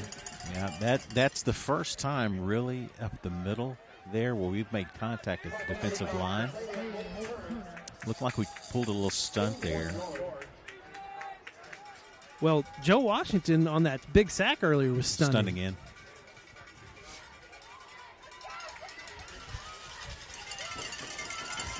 Second down and 9. They fake it to Ficklin, trying to set up the screen on the near side. All kinds of space for Ficklin. Down inside the 30. Huge play for the Tigers. Yeah, we sold out there, thought we had a good run to the quarterback when in fact that's what they wanted. Our linebacker was nowhere to be found there until it was too late. First and 10 from the 28, 6:45 to play here in the first half. Well, we're asking a lot from the defense tonight. Schmitz in motion. They fake it to him. They fake it to Ficklin. Setting up a screen again. No, they go deep for Schmitz. Kyan Allen didn't really know where the ball was. There was a flag flying in. It's going to be pass interference on Conway. Yeah, he hit him too early. That's a good call. Just a smidge too early. I thought they were trying to set up another screen. Oh, they wave it off. Okay. Well, we'll take it. Okay. Talked him out of it. It looked like they were trying to set up another screen. Then they went deep. All right. Well, all that, it's second and 10. Play clock is down to 10, and they still don't have a play in. They're going to call timeout. They're not careful. 5 seconds to go. Move. Yeah, they moved early here on the near side. It was 56, the left guard, Devin Lapua. It was about to be a delay game as well. All got a little bit befuddled after the retraction of the pass interference call. All right, 2nd and 15.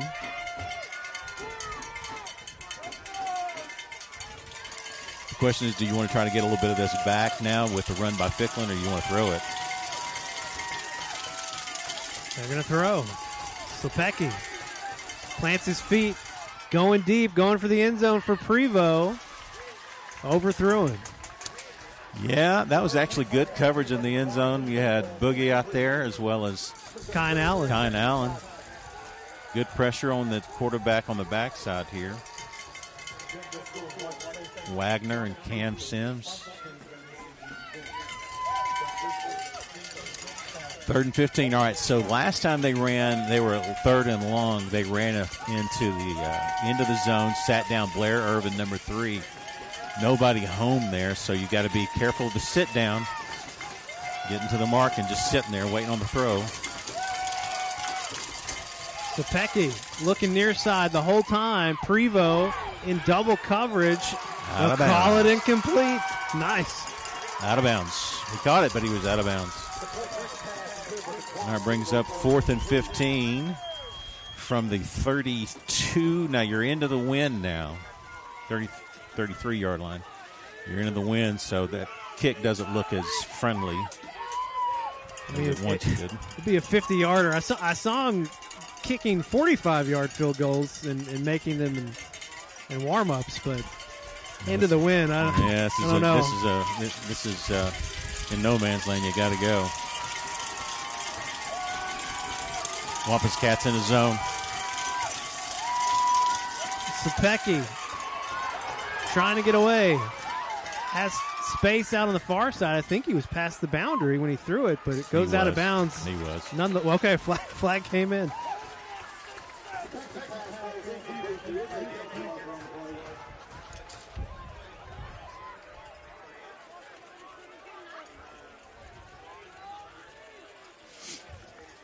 Late decision to throw it either way.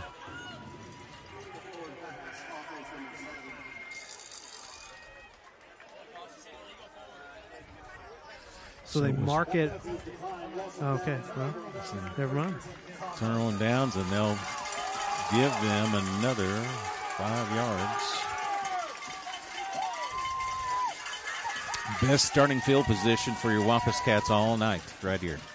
Ryder Cook in the ball game. First time we've seen the sophomore in.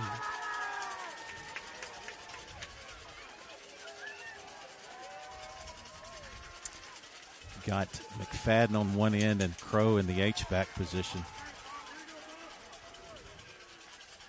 Give it to Amari. Amari working the left side. It's going to pick up about 3. Gets to the 39.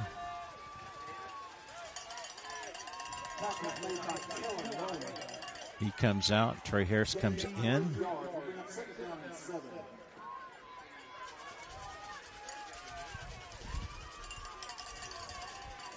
Cameron Blackman up top. Man coverage. Give it to Trey. Trey makes a cut. Found a seam in the middle. Close. I think he's going to be about a yard shy. Someone's hat came off. It was Isaiah Bowman's. Not a real great spot there. I thought he landed over the 45. This will be 2 downs to get it right here. 3rd down and 1. Trey Harris has the first down past the 50. They'll mark it at the 49. 1st and 10 Conway. Yep. There's your dude right there. Saw just enough green to get it through, and he made it happen. They did not have everybody off. They did not have everybody off. Be a gain of just 1 for Trey. Right in front of the official, they're running everybody off, and they had too many men on the field. Jeremiah Carey checks in for your Wampus Cats. Out there alongside Cam Blackman and Dawson McFadden. Cam's going to come and join Ryder Cook in the backfield. Carter Crow, Elijah Collum here on the near side. 2nd down and 9. In the zone. Ryder.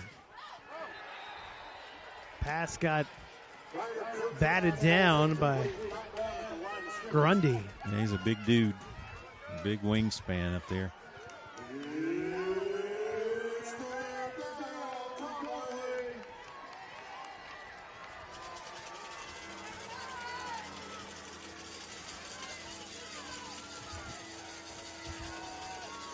They're playing for a pass here as they should, unless you try to pick up some yardage here and make it a 4-down territory. Ryder connects with Cam Blackman. He gets it to about the 40. They'll mark it at the 41. 4th and about 3 coming up. Yeah, make it a 2. Make it 2, Lito. Make it 2. I didn't think a very good spot over there either. They're coming up tight. Maybe a pitch to Cam Blackman here.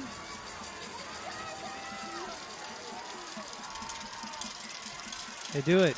Cam has to make a cut. Gets it to the 40. It's going to be short. Yeah. Didn't quite get there. Tried to make the cut up to get upfield. Don't blame him there.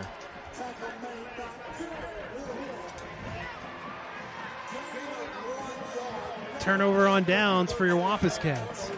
Yeah, he tried to cut it upfield, and I can't blame you. Got to, at some point, you got to plant your outside foot and try to go, and just didn't get there. Well, he wasn't gonna get it trying to bounce it out. I mean, they had it. They had it covered up. Had to stick his foot in the ground and go. So 4:09 on the clock. Can your defense get one more stop here in the first half? Yeah, they start with the ball in the second half, and so this is a 2 for 1 here. Your defense has just been in tough spots all night.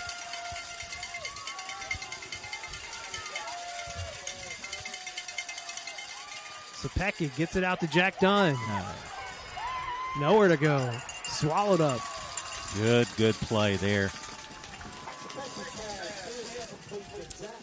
Lost about 1 is what they're going to call it.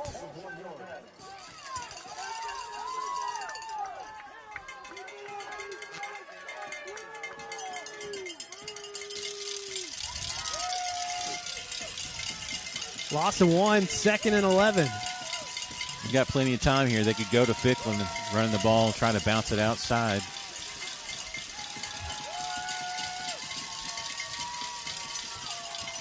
They fake it to Ficklin. Sapecki over the middle. Bryson Williams. Good play. On Jack Dunn. That was a great play there. Sat in the middle of the zone and tried to get it there, but he was just in time. 3rd and long now.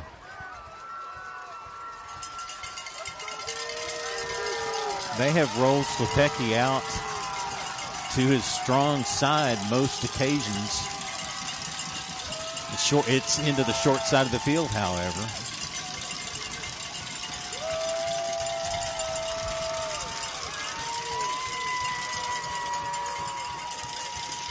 Slepecki flushed out here on the near side. Finds Prevost. There is a flag back at the 30. Hopefully this one's coming back.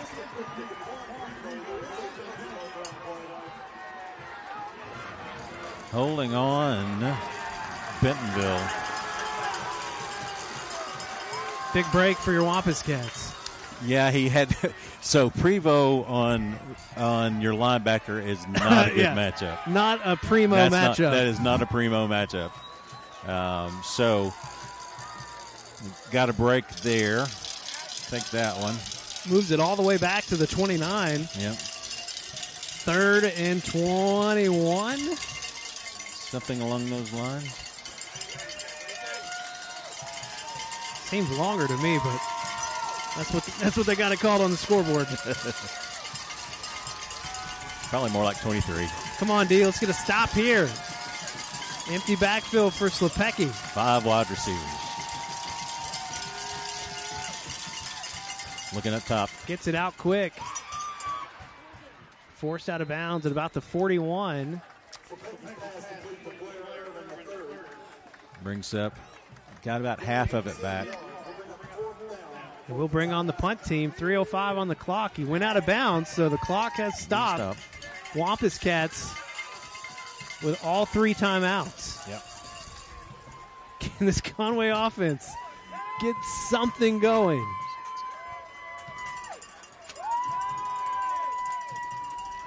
Love to see a nice return here by Boogie. Not going to get a chance. Not going to get a chance at it. Takes a Conway bounce. They'll stop it at about the 42. Maybe the best starting field position we've had all night here. Yeah. Well, the critical thing for us really right now is to get something on first down. We've been second and long, which brings up a lot of pressure to throw the ball well on second and long. The running game has not been consistent enough, nor have we gotten the yards. We've not really busted one. So it's not right now. It's not a threat. We need a good play on first down to get us short on second. Ryder Cook, designed run. Ryder bounces it out of bounds at about the 48. Nice pickup. A flag flies in on the other side of the 50.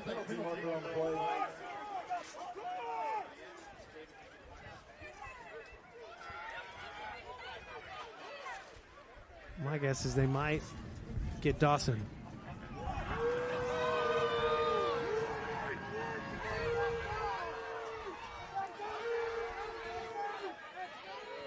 And that came from the back judge all the way back to the side. You had the sideline official here closest to us. Line judge did not make a call. He just didn't see it, Tim Roach. I mean, the guy had to help him out, right? This is rough. All right, Conway. Gonna have to overcome some stuff here. They'll go back to it. Ryder gets it past the 40. Gonna be third and long.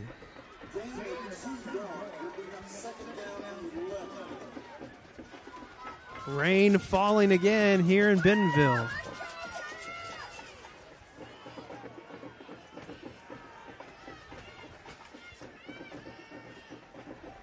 Ryder going deep for Cam Blackman. Cam catches it, stays on his feet. Touchdown, Conway! Double teamed, high pointed the ball, got interfered with, and a touchdown. Yes, sir.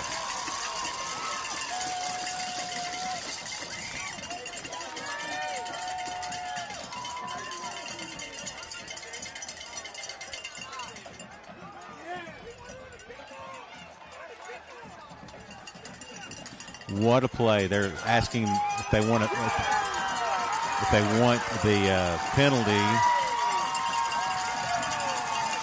to move the ball closer for the PAT. But they do not. Great throw by Ryder Cook. Great effort by Cam Blackman in double team, went up and got the ball. What a play! 10th receiving touchdown of the year for Cam. Extra point is up. It's good. Conway closes the lead to 3. 10-7, 2:15 to play here in the first half. This is Wampus Cat football on Conway Corp. Today's medical system is like a maze where patients get lost. Not here. Conway Regional takes a personal approach to health, so you get one-of-a-kind care that blends access and excellence, familiarity and fierce commitment, with a deeply invested team delivering the services and support that people deserve. This is not mass-produced healthcare. This is your healthcare. Conway Regional. Curated care. Well, your defense gets another stop, and your offense finally gets something going here in the first half. You got to go to a playmaker. You go to Cam Blackman long down the far boundary. Double teamed, he got interfered with and still made the catch and then kept his balance for the remainder of the play. I mean, if you fall down there or you fall down or you get out of bounds there, who knows if you scored given the way that they've played their defense. So we take the penalty here, by the way, on the kickoff. Now, do you onside kick? 10 yards puts it at the 35. They've had worse or better starting field position all night. The rain falling lightly again here. Yeah, Boogie Lockett just to his outside over there. They're going to kick it deep. Well, hey, worst starting field position of the night for the Bentonville Tigers. Oh, gosh. Yeah, you didn't really necessarily want to give them the short field either there. I understand that play. But, yeah, I mean, so everything that could go well there for your Wampus Cats did. Just a great opportunity, because if you don't get it there, you're looking at 2 for 1 again, because it's 2:15 left on the clock.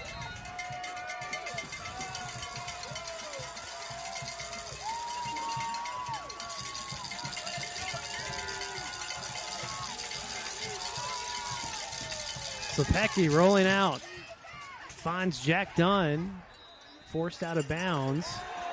What? At the 28, flag flies in. You have got to be kidding me. I mean, literally one hand on his back.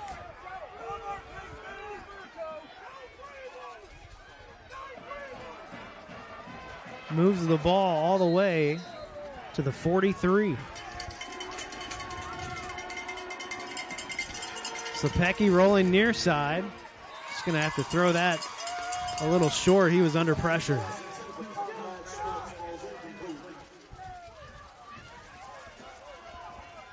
Jeremy Gatewood getting some coaching here on the near side.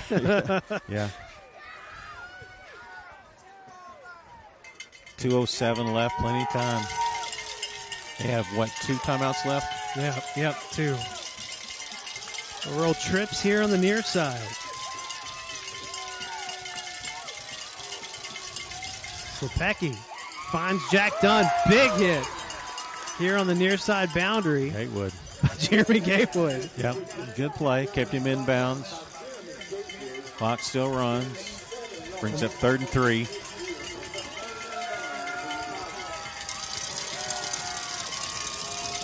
Two receivers to each side for the Tigers. They move fast. Slepecki plants his feet, reverses back to the middle. Big hit on the quarterback. Bryson Williams tried to make a play on the ball.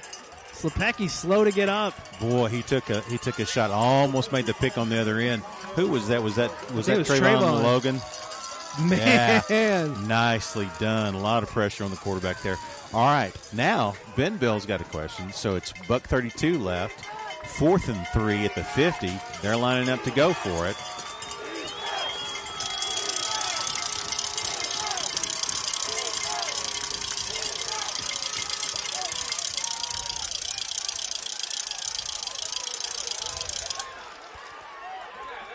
Well, Caleb Kern very much offsides. The question is, will this formation shift stand? There's a lot of shifting there. I have a feeling it's going to go against us. We're up here. Yeah, it's going to go against us. Buck James out on the field near the numbers.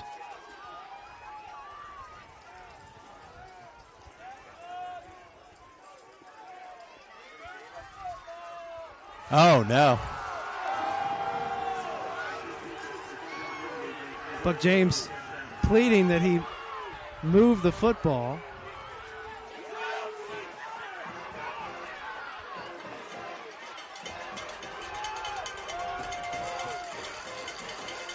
Buck James calling for a timeout.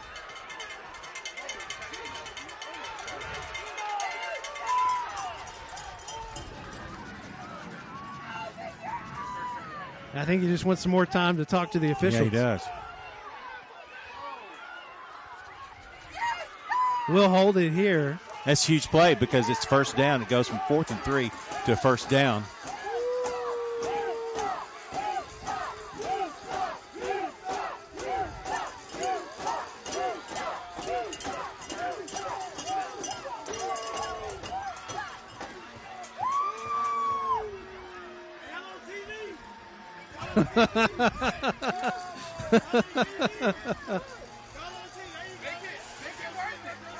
Oh, man.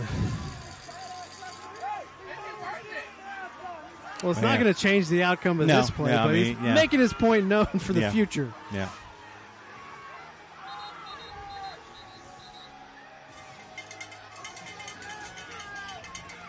Be 1st and 10 from the 45. And by the way, what he's saying is the center took his hand off the ball. Once you place your hand on the ball, you cannot take your hand off the ball. Okay, so not that he moved the ball, but he took his hand off of it.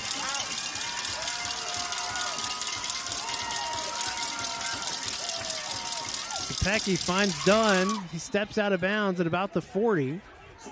They'll mark it at the 39. A lot of quick passes here from the Tigers. Yeah, I mean, they've got plenty of time to do that. I mean, it's just 4 or 5 yards here at a time.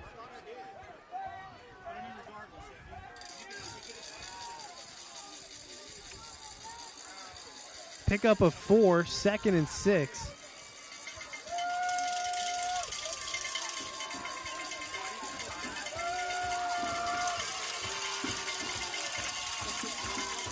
Pecky has time over the middle. Prevost wide open through his hands. Whoa. I have no idea what he's doing there. I think it looked to me like he had his hands wrong and not a good catching position, and they went right through it. I mean, it's like he had his wrong hand on top. He was open. 1:21 on the clock. 3rd and 6.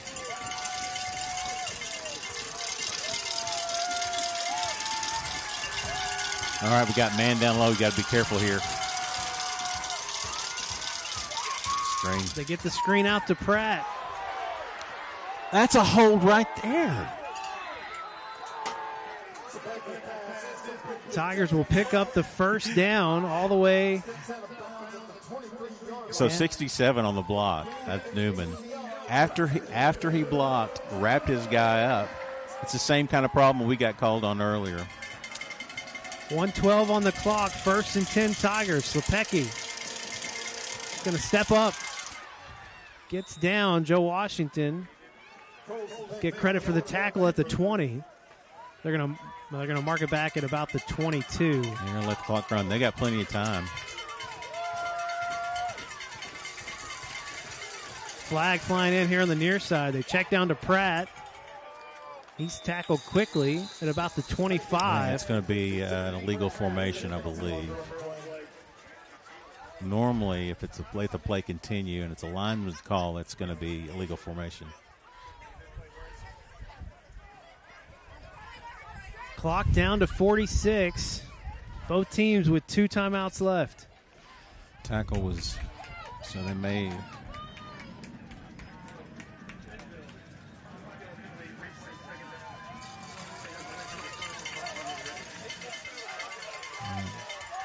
Take the yardage, makes it 2nd and 12. Ball moved to the 27. Lepecki plants his feet. Flags flying in. Ball not catchable for Jack Dunn, but Cat's going to get called for pass interference. Yep.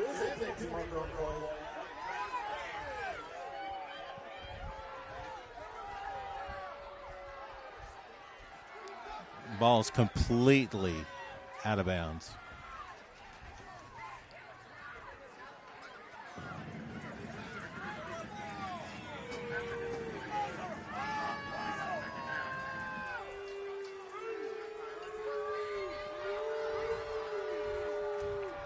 That moves it inside the 15 all the way down. Brings up first. That's a 1st down. All the way down to the 14. 1st and 10.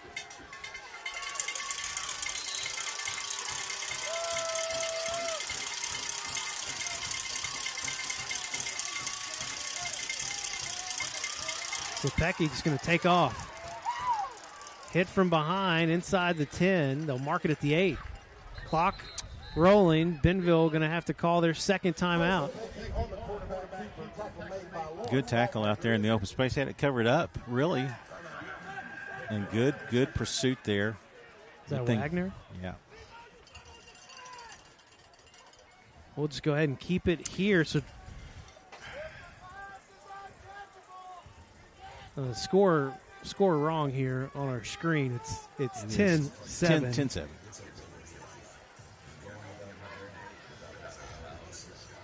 $26 seconds on the clock.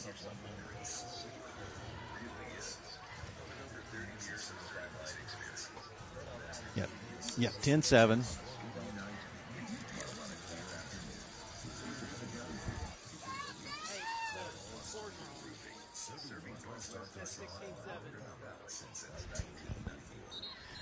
So one timeout left for the Tigers. That's going to be 2nd and 5 after this timeout. Yeah. They've milked the clock. This has been a good drive for them. They've been afforded several penalties in their favor, and but they've done a great job of working the clock as they should. You've got man coverage out here with Blair Irvin III. Wow. Fade route maybe. They fake it to Pratt, trying to set up the screen. Over on the far side, he's hit quickly at about the 9. Will they say he got out of bounds? Yeah, he did. They wrote him out of bounds. I didn't know if maybe his knee might have gone down first. Forehand. Okay, yeah, he's clearly out of bounds. 20 seconds. My goodness. This last minute and a half has taken forever. Longer than the whole first quarter, maybe. Yeah. Come on, defense. Can we get one more stop? They can get a first down. Let's fake it to Pratt. Get it to Prevost. Prevost makes a move. They stop him at the 5. And it's not a first down. Clock down to 8, down to 7. They're going to call a timeout with 1 second on the clock and kick the field goal. Yeah.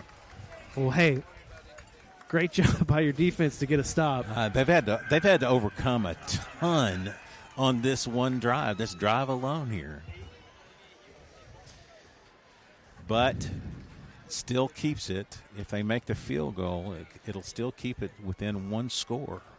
Ball at the 4. It's going to be a 21-yard field goal attempt. Puga hit from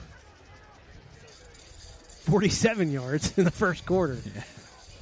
So plenty of leg here. Buck James, I'm sure, still seething about that missed call earlier. He and I share that seethingness. We are brothers in seething. Brothers in seething, yes. That's what we are. That is what you have become. Yeah.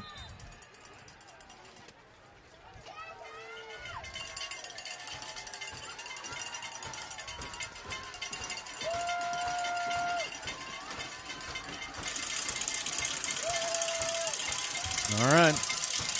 They get the ball to start the second half. This is a twofer here.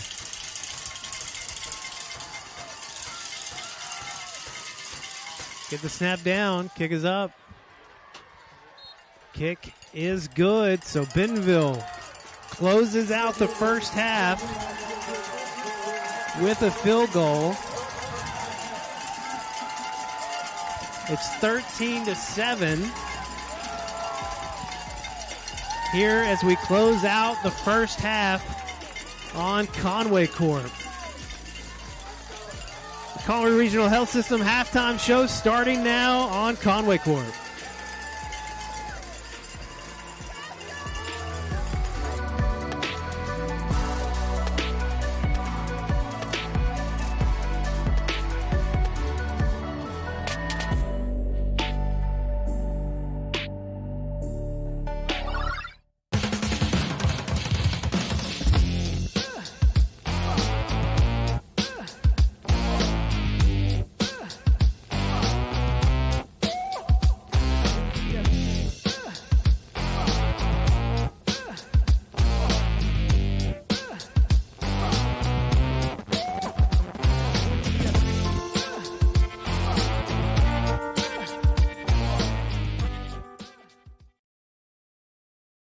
The Arkansas Duck Derby Banquet returns, and it's more exciting than ever. Mark your calendar for January 9th, 2026, 6 p.m. at the UCA Hyper Center.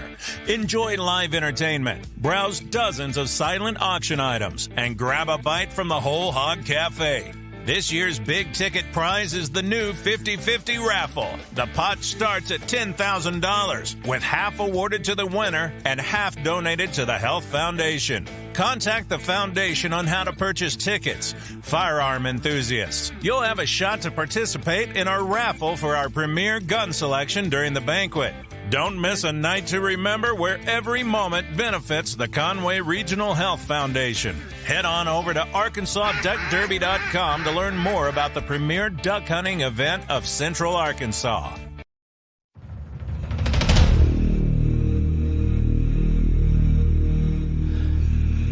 Conway Regional has a vision. Today's medical system treats patients like products. That's not us. For more than a century, our team has brought together key service lines, providers, and technologies to create a unique patient experience. One that's highly intentional and refreshingly personal. Starting with a hospital in the heart of Conway, dedicated to patient care. Emergency services with specialized treatment. Award-winning women's health serving families for generations. Primary care people trust. Gastric sleeve bariatric surgery, and a team that delivers more than medicine. Conway Regional takes a personalized approach to health with a patient navigation center for answers and assistance, so you get one-of-a-kind care. That's the vision. Pairing enthusiastic innovation with intentional growth, sometimes broader, sometimes deeper, all motivated by patient outcomes instead of profit margins. Which is why we created an entire health system close to home, with locations across central and north central Arkansas and the River Valley, so we can take care of communities where they are. With home health, surgical services, a rehab hospital, even a fitness center where wellness is built. It's about healthcare that blends access and excellence, familiarity and fierce commitment, with a deeply invested team of experts who are passionate about advocating for patients, so you can make informed choices backed by the services and support that people deserve. This is not mass-produced healthcare. This is your healthcare. Conway Regional, curated care.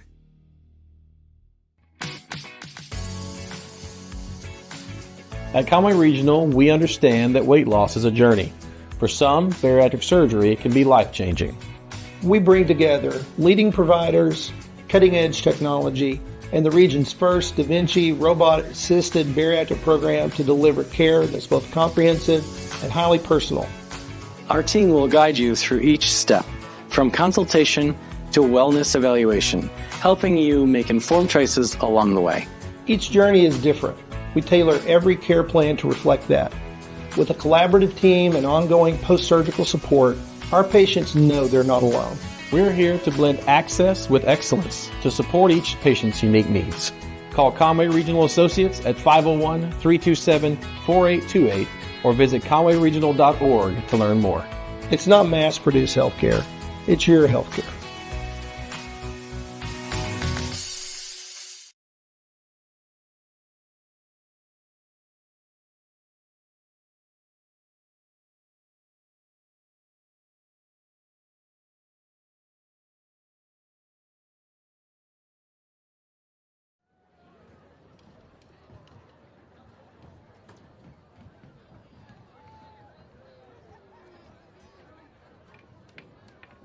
Gentlemen, welcome to the field for halftime entertainment. Conway Cheer.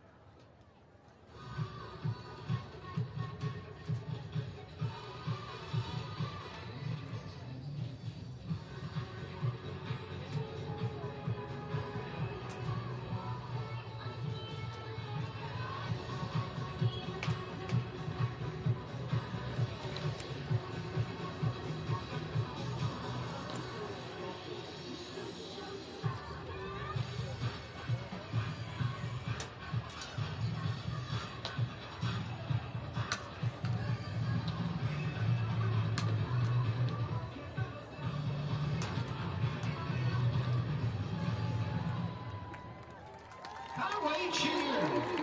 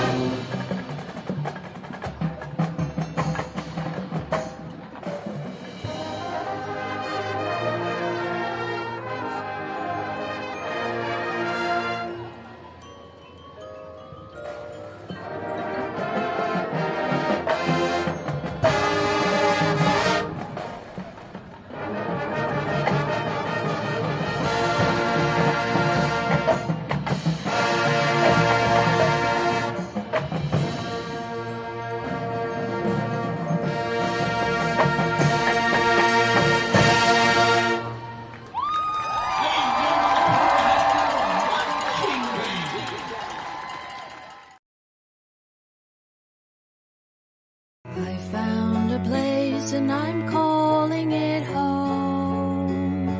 Down by the lakeside at Beaver Fork Road, stirring in legends of mystical toads. I found a place, I found a place, and I'm calling it home.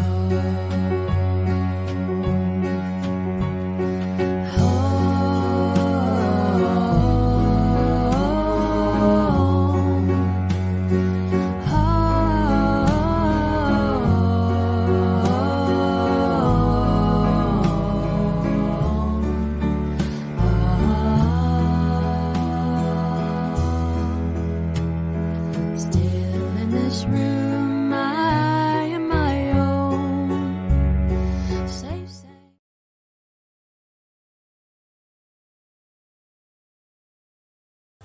Go. Well, sliding on to a positive note, Ghost of Yote. This is one of those that, you know, makes me hate on Sony a little bit. Yeah. Not enough to buy a PlayStation, but just enough to be salty about it. I'm hearing some negative things about this. You said that, and that shocked me. Yeah, I think maybe it's just because the first one is so well loved that just the little departures that they're taking from the original story, adding in a female protagonist. It's hit or miss. Climate today, it's totally hit or miss. I'm cautiously optimistic because, I mean, the first game was a rare success. I mean, with how good it really was on every single front. You don't see that. The story, the mechanics, I mean, all of it was just so good. So I can't help but hop on the hype train. At First Security, we love our home state, but Conway might be our favorite community of all. We pour our time, energy, and resources into the nonprofits and charitable organizations working hard to make Conway a better place for us all. Investing in students, schools, and educators. Helping neighbors triumph over challenges. Building faith, building hope, and looking forward to our shared future. First Security, proud to be your bank and your bankers, making Conway even better. Welcome back live at halftime here in Bentonville. Your Wampus Cats in the 7A semifinals against the Bentonville Tigers. I'm a bit flummoxed, Tim Roche. It's been a interesting halftime. On many levels, if you look at when we'll look at the stats here in a minute, but you look at the stats, you look at the play on the field, you look at how much Bentonville had the football in the first half, and you think, well, there's no way that Conway would be in this ball game, but it's just a 6-point game here at halftime. Your Wampus Cats offense finally got something going in the second quarter, and then this defense has held the Tigers multiple times in the red zone. They've had to settle for a field goal twice. Yeah, they haven't scored offensively a touchdown yet. Their only touchdown was the first play of the game on a pick six. We have not scored. Really, we've had one play that really did it in for us, and Cam Blackman made a great play, got us to within 3, and we held there late. So yeah, what's happened is in the red zone and in the inside the 30, we have really stiffened up. We've had a couple of breaks where they dropped some balls. That's true, absolutely true, but that's part of the game as well. We didn't get a couple of calls I thought we should have got. That's part of the game as well. It happens every weekend. Somebody doesn't like the calls, and that's usually me. But it is a fantastic defensive effort tonight by your Wampus Cats to keep us in the game. Now, the one bad thing is, of course, is that they start with the ball here in the second half, and so what looks like a one-score game could quickly balloon if we're not careful. So we need to make sure we do that, handle our business a little bit. So, as you mentioned, the Tigers got on the board first with the very first offensive play of the game from your Wampus Cats. It was a pick six, 33-yard return for Tristan Brown. Got Bentonville on the scoreboard very quickly. And then a 47-yard field goal from Gio Puga made it 10-0 in the first quarter. But your Wampus Cat offense finally got something going late in the second quarter. A 59-yard pass to Cam Blackman from Ryder Cook. Blackman double covered. There was pass interference. He somehow still made the catch, stayed on his feet, and got into the end zone. Well, and as much trouble as we've had moving the ball tonight against this stellar Bentonville defense, there was no. That's even if it's inside the 10, there's not a gimme that's we're going to make that. So he did everything he could and got it right, and fantastic job by Cam Blackman. And Puga got his second field goal with 1 second remaining on the clock to end the first half, and that makes it the 6-point game that we have for ourselves as the second half about to get underway in about 3 minutes. Yeah, and so what I fear is, because I always have those, is that they've gone into the locker room and they have some things that they have not tried to do here in the first half. I think they would love to have a huge lead over us, but this is a good squad, and what you saw from them against Springdale just last week was a 13-7. I think it was 13-7. This was the exact same score, 13-6, and they completely dominated Springdale in the second half, and so similar score. And can the Wampus Cats avoid that Springdale fate? All right, about 2 minutes away from the start of the second half. We're going to take another break here on Conway Corp. Second half coming up next. It's Wampus Cat football on Conway Corp. Today's medical system is like a maze where patients get lost. Not here. Conway Regional takes a personal approach to health, so you get one-of-a-kind care that blends access and excellence, familiarity and fierce commitment, with a deeply invested team delivering the services and support that people deserve. This is not mass-produced healthcare. This is your healthcare. Conway Regional. Curated care. Education is all about vision. It requires commitment, investment. So we pour ourselves into Conway students and teachers, schools, and scholarships. A brighter future? Now that's powerful. Conway Corp. Always on.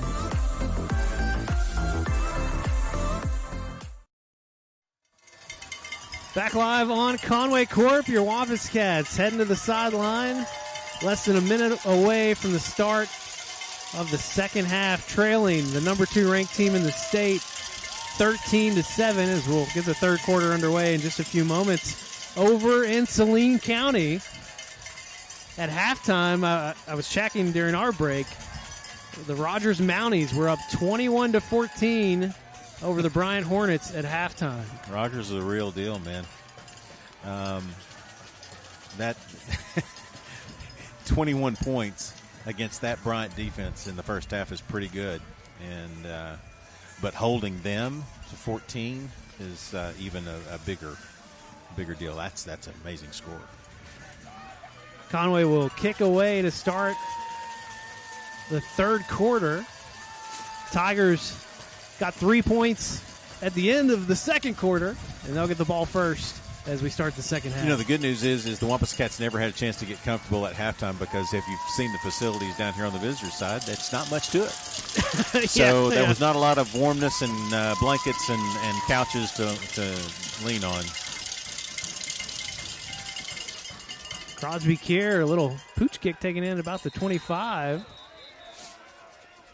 Did he call it a fair catch? He did. Okay. I didn't feel like I saw it, but I'll believe you. He did. So it's interesting to see what happens here. Again, that's actually some of the worst field positions they've had all night long to start. We didn't see Chris Ficklin a whole lot on that final drive, but he is back in the backfield. When they go to their throw packages, they limit his exposure there. We'll start off with a handoff to him. DK Turner, Reagan Choate making the stop on first down. Yeah, Reagan Choate, just a sophomore, and has really blossomed as the year went on. There was a lot of word about him in camp. Big linebacker for a sophomore, big kid. And, boy, he has really blossomed over the last few games. I heard his name called a lot. Gain of just 2 makes it 2nd and 8. Switching out receivers, Schmidt goes up top, and they're bringing who's that? That's Prevost down here into the backfield. They fake it to Ficklin, get it out to Prevost in the flats. Tay Boogie Lockett chasing him down, tackling from behind. 3rd and about 3 upcoming. I guess I've got some friends out there, Brad and Michael and those guys, but that are referees. But I guess they can block down the field before the pass if it's behind the line of scrimmage. I guess that's what that is. Conway fans getting loud here on the near side.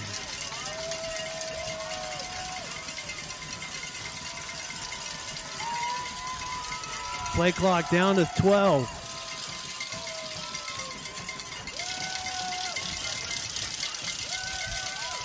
Schmitz goes in motion. They fake it to Ficklin.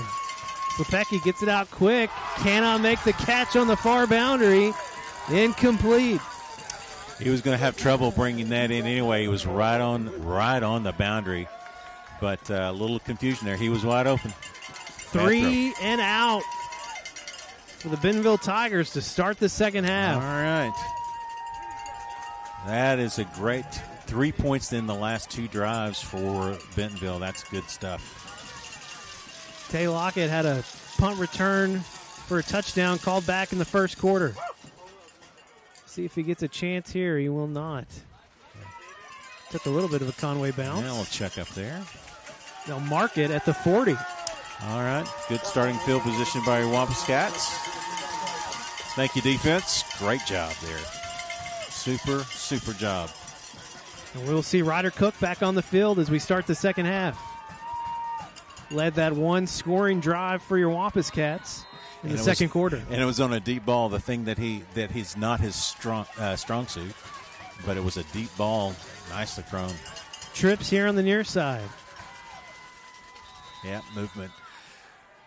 Far right or left tackle, that was Kingston. Just a nudge. That's a good call. That was the right call. Wampus Cats had 8 penalties in the first half. First play of their first offensive possession here in the third quarter. It's a penalty. Cam Blackman, Carter Crow, Elijah Collum here in the near side. Plenty of time on the play clock. Give it to Trey. Trey makes a move. Trey past the 40, down to the 45. They'll mark it at the 44. That's one of the best runs of the night, believe it or not. That is about a 9-yard run. Really nice. Gets us ahead of the sticks again. That's awesome. 2nd down and 6. Ryder Cook design run going behind Trey Harris. He's going to pick up about 2. Couple of yards there by your quarterback. Tough run. 3rd down and 3. This has been the bugaboo for this Conway offense tonight. Yeah. Switching out on defense. Didn't quite come across.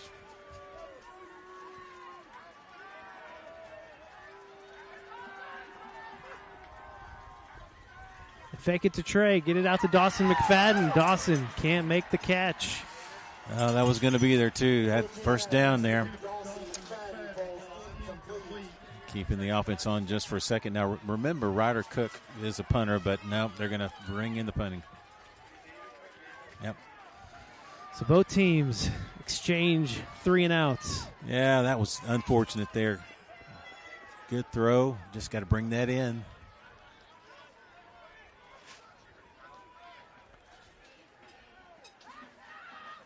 Low snap. Will Upton handles it, but shanked it a little bit. It's going to go down to the 34. He had more time than what he thought, I think, after the low snap.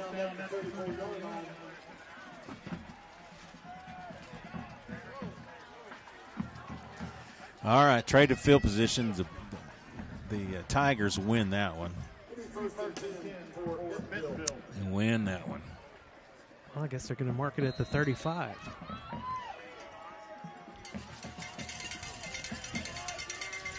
All right, Blair Irvin, the third up top, looks like he's in man coverage.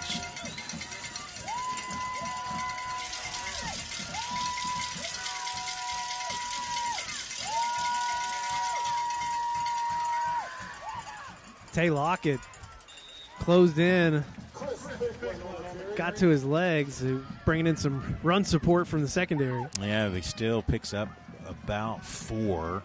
Good run there. That was just a straight hit there. He didn't fool around, didn't look for anything funny, just kind of took it and went. You may see them try to go back to the running game. They kind of avoided it a little bit, to be honest, late in the first half. They do go to it here on second down. Work through one tackle. Can be close to that first down stick. They'll go ahead and give it to him. Yeah, I think it was just 30 yards. 30 yards rushing in the first half for Bentonville. Yeah. They had some success early and then just kind of went away from it.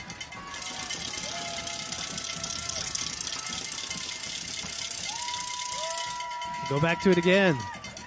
Reagan Choate helping finish that off. Gain of just 1. I think a defensive lineman got a hand on him first. Yeah. Reagan Choate cleaned it up. Yeah, but that's how you got to do that, too. I mean, he's a tough runner. He's not huge, but, boy, he's got skills, and he is tough to bring down. Sometimes you need to have that cavalry coming, and that's what we got there. Second down and 9.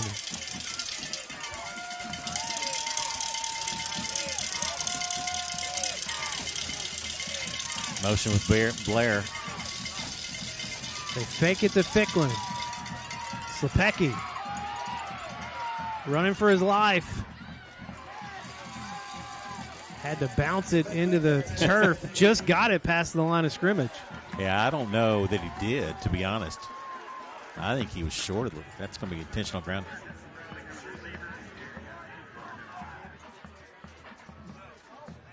What'd they call? Did they pick it up? I picked it up, I guess. Okay. Yeah. I mean, yeah, it was real close. Yeah. Third down and 9.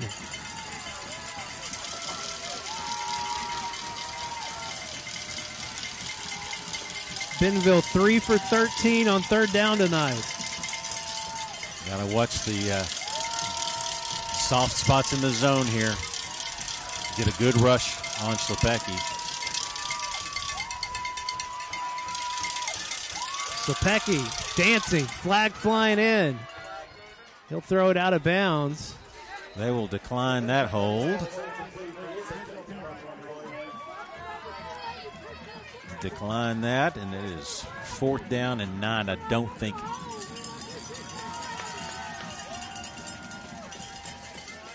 Tigers go 3 and out again. Yeah, they were holding Caleb Kern there.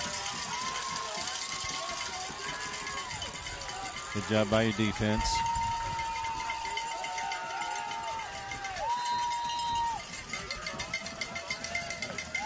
I only count 10 guys out there for us.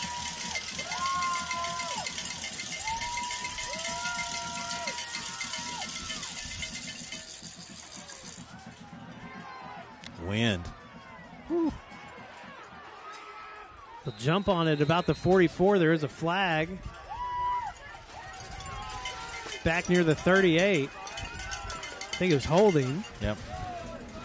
Boy, did you see the wind knock that punt down? That was crazy. Yeah, the wind has really picked up. Absolutely halted that thing.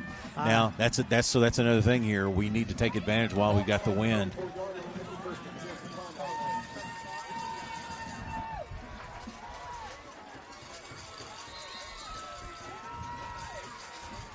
Conway will start this drive from the 44.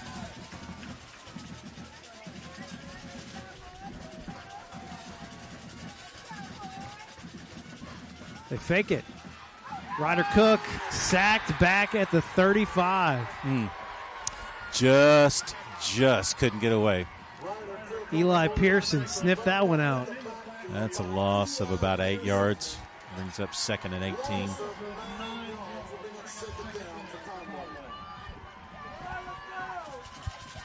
Good rush that time by Bentonville. Cam Blackman up top. Ryder looking that direction. Throwing deep for Cam Blackman. Yep.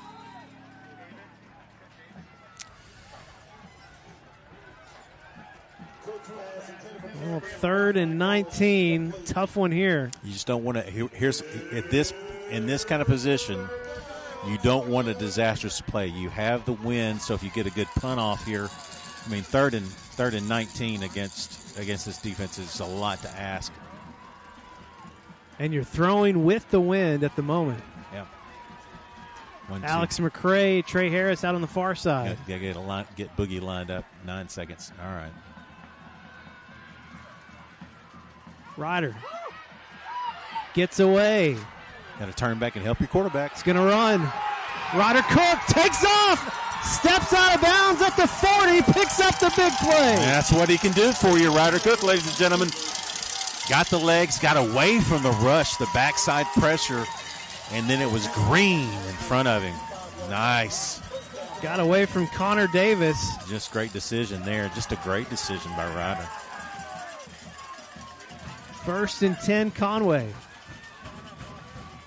Feed it to Trey Harris. Trey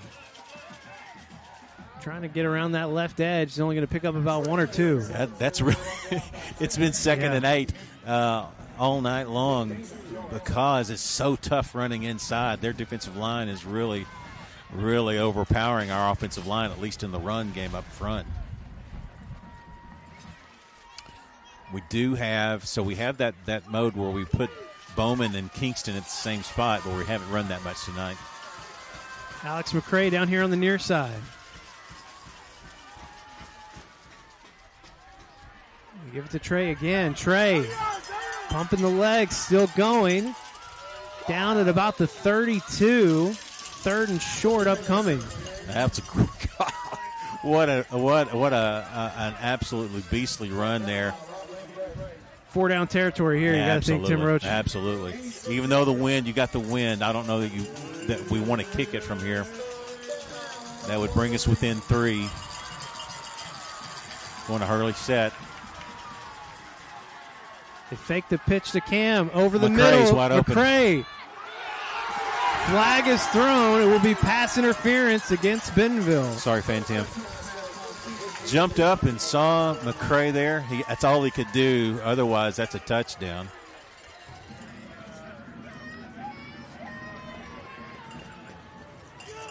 All right, 1st down.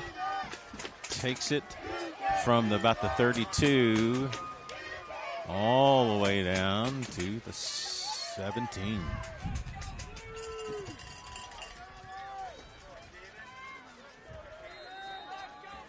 Carter Crow in the H-back slot.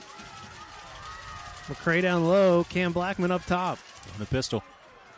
Low snap. They get it to Trey. Trey bounces it out. Gets it down to the 15. We're lucky to get anything out of that with that play. That had disaster written all over it. 2nd and 8. Twin stacked here on the near side, just off your screen. They've got Blackman in man coverage up top. Give it to Trey again. Trey bounces it out. Trey Harris! Touchdown! Conway! Yeah! All he needed was a seam, and his offensive line gave it to him. He opened it up. What a fantastic run. Great patience. Trey Harris. 16th rushing touchdown on the year for Trey. Oh, what a run. Look at this. Great block on the outside edge by Cam Blackman as well. Got to have that from your receivers, wide receivers blocking.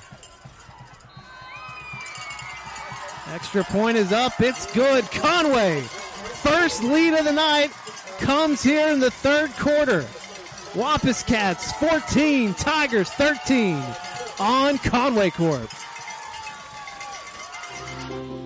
At Arvest Bank, we believe financial confidence should be within reach for everyone.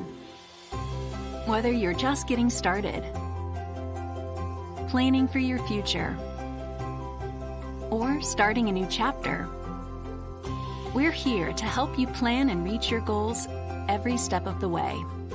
Because everyone deserves a financial partner who cares. Arvest Bank. We believe. The Conway defense has forced 2 3-and-outs on this Bentonville Tiger offense here in the third quarter. And Conway's second offensive possession, they drive it down the field and get 6. Oh, I mean, some excellent play calling out there as well. The Wampus Cats executed nicely. Big pass interference call at the goal line helped there. And then Trey Harris did the damage. I mean, even though you're there, you're like, well, I mean, that's trouble spot. Wow.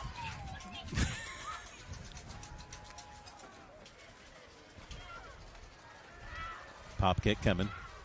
Crosby Kier. Taking it at the 25 by Prevost. He's dangerous.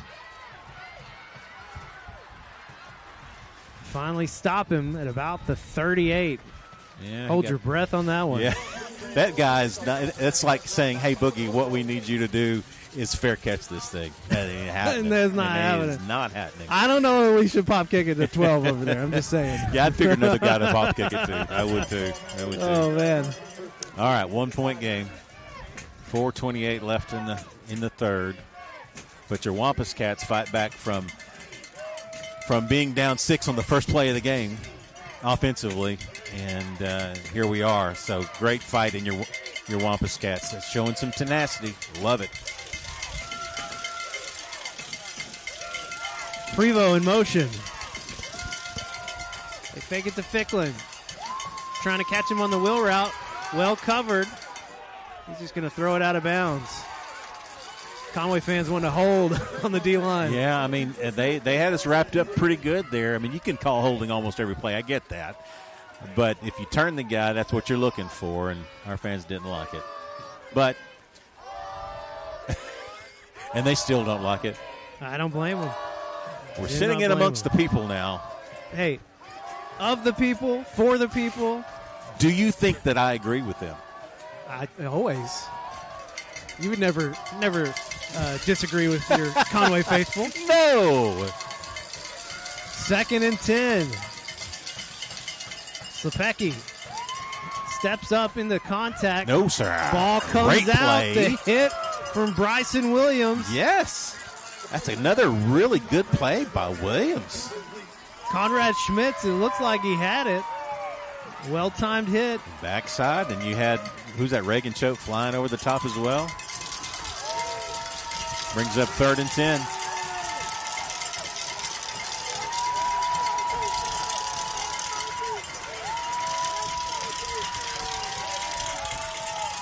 Play clock down to 12. Conway fans getting loud. Blair in motion.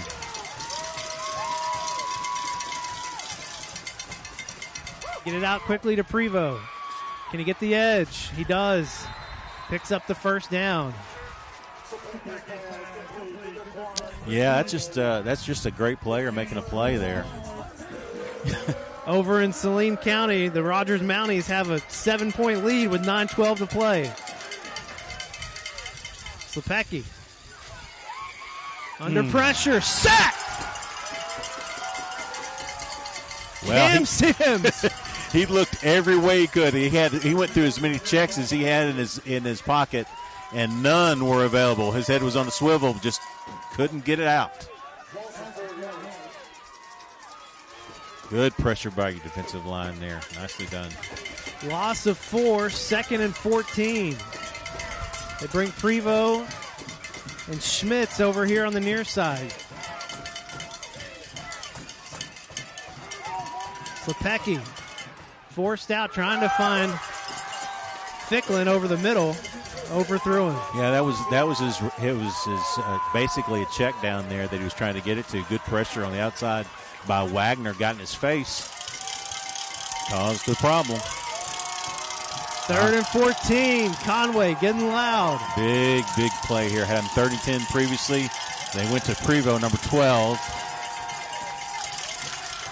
They caught it before the line to gain and just gave him a chance to run with the ball. So you got to expect that as well. They don't have to catch it after the line.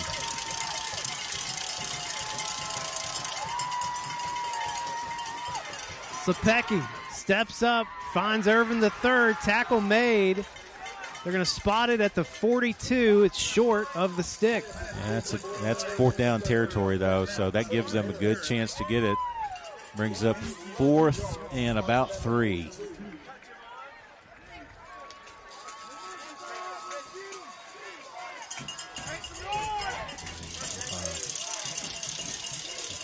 Interesting formation here.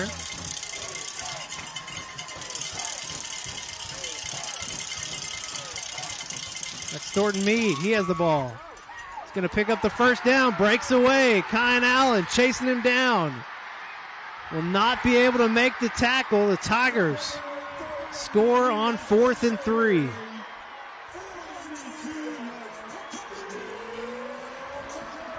I've seen them run that play actually this year. He's the linebacker for them, and short down Wildcat. He just made it happen. That was a good play. That was a real good play. They will send out the PAT unit. That's interesting. Totally figured they're missing somebody though.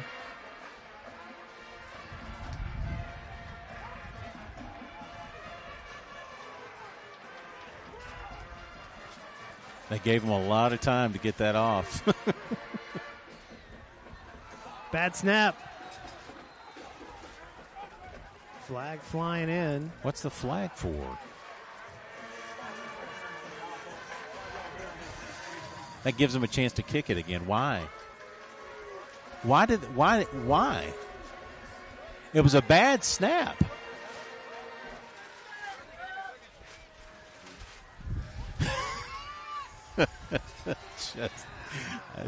I don't know, man. Bad rolled the snap back there, and they called him for illegal procedure. Interesting. So they'll make the kick now. And they do. Tigers regain the lead, 20-14. 2:42 to play here in the third quarter. We'll be back after this break on Conway Corp.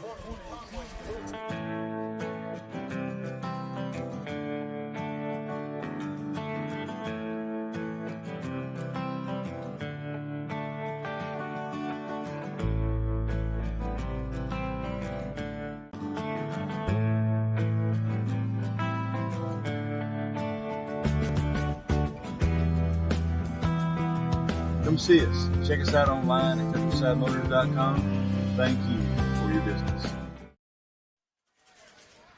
Wampus Cats score. Tigers answer. Wampus Cats need to answer again. Yeah, they do. A veritable gold mine of points here in the last 5 minutes. This is Blake Stroud out again to kick. He kicked the first kickoff of the game. I don't think he's been back since. Bryson Williams hauls it in and steps out of bounds. They're going to mark it at about the 28. Oh, it's Elijah Washington. Okay. Oh, was it Washington? I was wondering. I thought that would be interesting if he was, because that's a move like Elijah would do. Well, I've been the seeing, 9 and the 5. Been seeing Bryson a little bit more tonight. Yeah. So. All right. To your point, Levi, you have to respond now. You just have to. All right. All set, ready to go. They put together their best drive of the night on their last offensive possession. Go back to the run here with Trey Harris. Trey put his head down. Gets it to about the 31. Picked up about 3.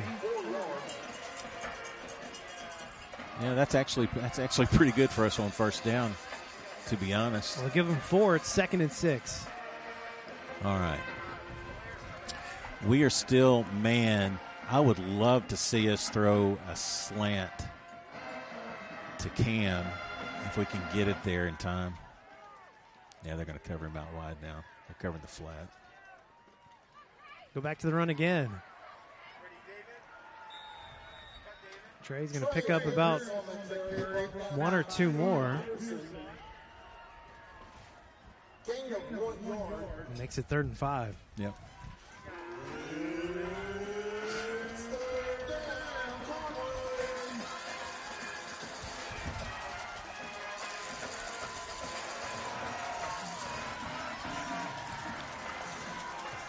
Last series for Conway with the wind. If you want to throw it deep here, you can do it, but all you need is 5.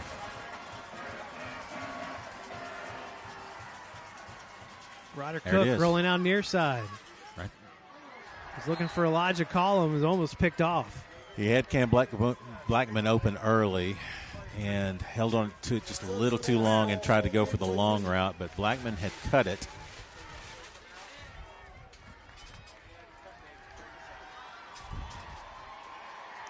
All right, so you get to punt with the wind here. Boy, need a good punt here.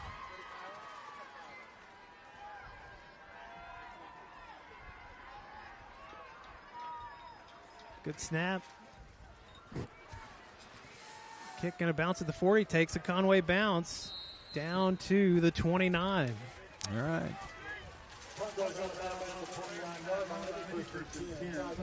They will probably run a play, or they'll have to run 1 play or 2 at the most, but they want the wind.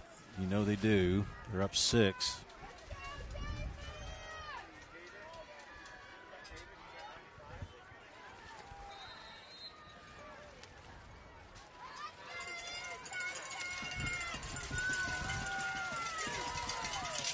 Methodical. That's what this Tiger offense has been tonight. Bring Prevost in motion. They'll give it to him on the sweep. Good job. DK Turner. They're going to say the clock is going to run. Kai and Allen team up on the They'll have tackle. to run it. Brett running the play. By the way, you talked about the methodicalness of this offense. Their offense, true offense, has not scored a touchdown tonight. They had a fake punt. Well, it was a wildcat. It was an offensive play, but it was by the linebacker. Yeah. So right. their defensive players have scored the 2 touchdowns tonight. They bring Prevost in motion again. They'll give it to the backup running back. He's hit at about the 31. They'll mark it. Looks like they'll mark it at the 32. We have a Tiger down. Looks to be that tight end number 97. We'll take a break as they look at him. Back after this pause here on Conway Court. The community of Conway continues to be committed to the Wampus Cats, just as Centennial is committed to our customers. Perseverance, commitment, and resilience are key ingredients for success, both on and off the field of play. Whether you are cheering on the Wampus Cats, starting a new business, or planning for the future, Centennial is here for all of life's moments. Let us be your partner. Centennial Bank, member FDIC. Hey, Wampus Cat fans, Jeff Matthews here. For 25 years, you've tuned into Conway Court broadcasts of Wampus Cat football. And each season, our crew works to raise the bar with our coverage. And that dedication was recently honored with a Telly Award, recognizing excellence in sports coverage nationwide. This award belongs to all of us, the athletes on the field, the viewers at home, and the talented crew who make every broadcast possible. Thank you for watching Wampus Cat football for 25 years, only on Conway Corp.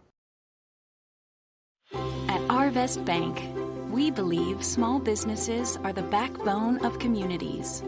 Whether you're just getting your business off the ground, planning for future growth, or managing the day-to-day, we want you to thrive. That's why we help businesses of all kinds find their strength. Because everyone deserves a financial partner who cares. Arvest Bank. We believe. Back live here on Conway Corp. It took a while to get the injured Tiger up. It's Ethan Hoffman playing some tight end tonight. He is up walking on his own. That's good news. And it's going to be 3rd and 7 as we come back to action here on the field. 2 great plays previously from your defense. Going to need to dial up one more here. Yeah, they have gone to that screen, the backside screen, a few times. They do not have to snap again, and they won't. And it'll take us to the 4th quarter.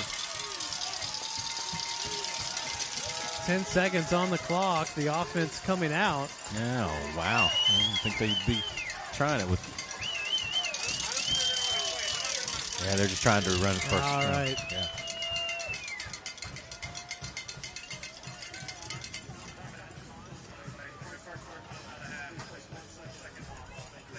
Are they saying Conway took a timeout? What? I'm so confused. They put 1 second back on the clock. I guess we call timeout. That's what they're calling. I guess we were concerned that they were about to run a play. Maybe that we were not set. Well, over in Saline County, I'm pretty sure that Rogers just scored again, and it's what? That would make it a 2-score game. Yep, 35-21 with 2:51 to play. Oh, my gosh. Rogers Mounties about to upset the Bryant Hornets. Yep.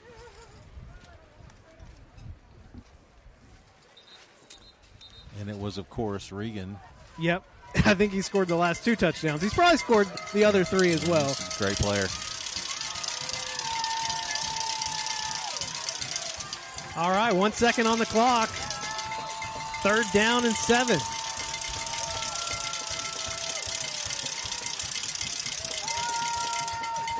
Last play of the 3rd quarter. Quick pass out to Dunn's, incomplete. All right.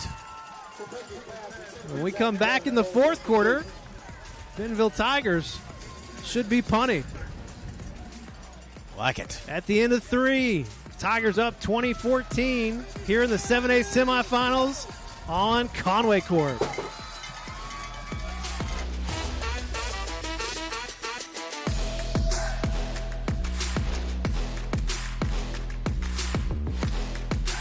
Today's medical system treats patients like products, not us.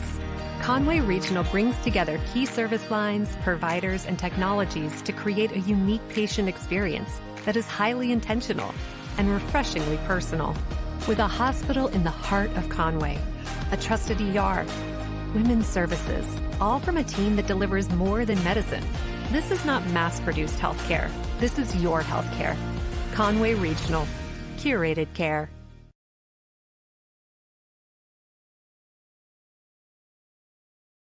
Wampus Cats trailing by 6 as we enter the final 12 minutes here in the 7A semifinals. As we come back to start the 4th quarter, the punt team will be on for the Tigers. Yeah, Boogie Lockett back deep for your Wampus Cats.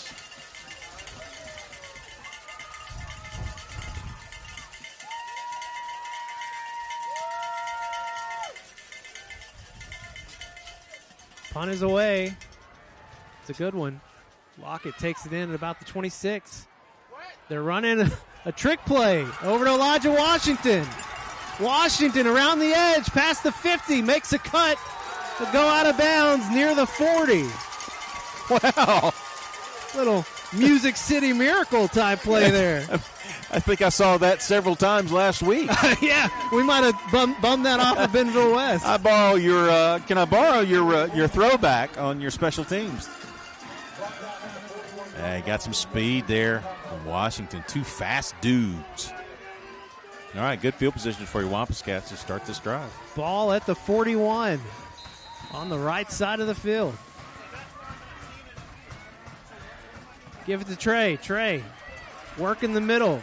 Down inside the 35. That's where they'll mark it. Ware was down there blocking. All the way about 10 yards past the line of scrimmage. Nice. Good Wampus energy. Cats hurrying it up. We'll go right back to it. Trey Harris going to fall down. Close to the 32. Flag on the far side of the field. It has to be, the play kept on in high school ball offsides. Or were they trying to sub out? Could be. It's not procedure or offsides. We know that. I think you may be onto something there. Well, they were going so fast. Yeah, that's what it is. Good call. Really one of the first times they've done that tonight. Yeah. Taught them switching out. They've been switching out a lot. They did it before and they didn't call it. Got it caught that time. That's a first down. Good time for it. 1st and 10 from the 31.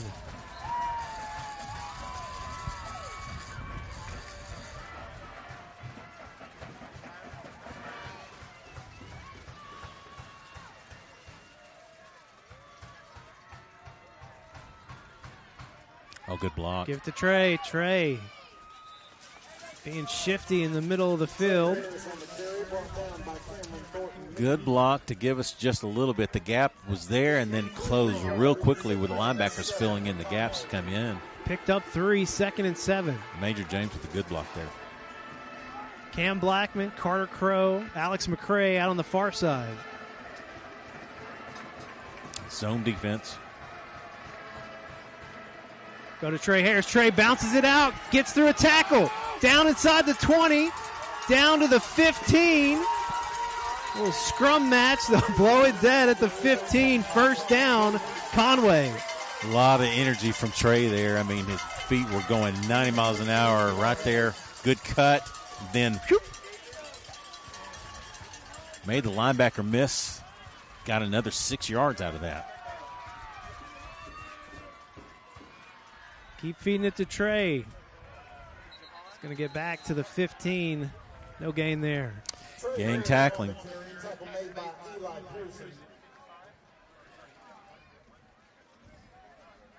All right.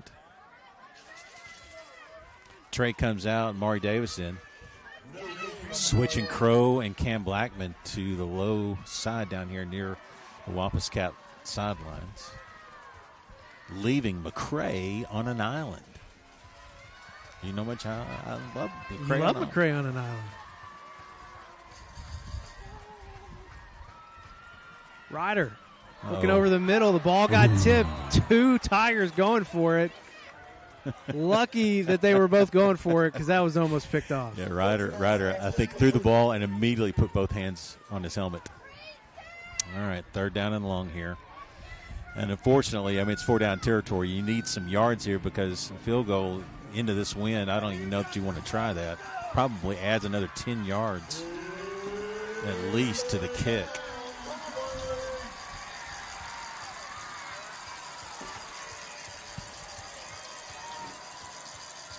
They give it to Trey. Trey bounces it out. Trey tackled just inside. Well, they'll mark it right at the 10. Yeah, he had there for a second there. It looked like he was going to get the pop there. Great pursuit by Bentonville at the end of that play. Makes it 4th and 5. Well, the Scats are going to go. Might check the trying to see if you get them to jump. Nope. Ryder Cook, option play, pitched it to Trey Harris. Trey picks up the first down. First and goal upcoming. I don't know that we've seen the option the entire year. Oh, that was great read by Ryder Cook. Beautiful pitch just at the perfect time. Some extra action going on out there? I don't know. They've got a player down. Down near our sideline. Yeah, it's on the sidelines.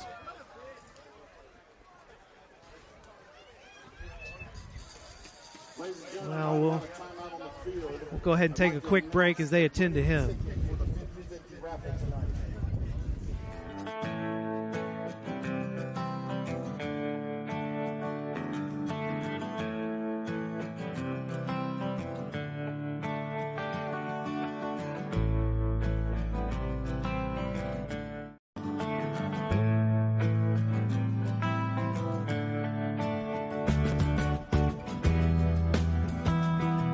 Come see us. Check us out online at countrysidemotors.com. Thank you for your business. First and goal as we come back. I think they're still attending to the Bentonville Tiger on the sideline. 1:29 to play in the game. Got him up now. That is number 55. Robbie Dubry.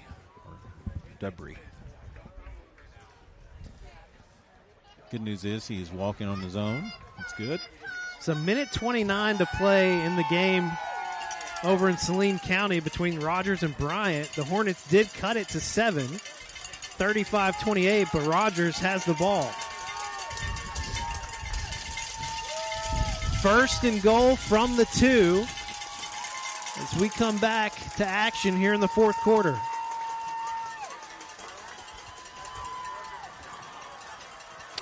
We got just a few more seconds here. He's just now getting to the numbers on the other side of the field, so they'll wait for him to exit the field completely before they go.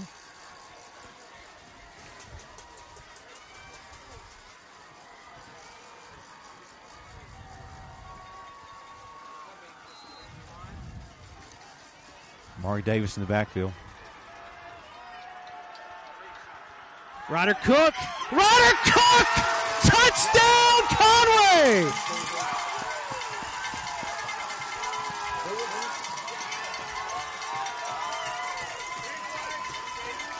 Third rushing touchdown of the year for the sophomore. Fantastic block right there. Good block by your offensive line, but a good lead block by Amari Davis. Boom! Nice. The Wampus Cats have tied it up at 20.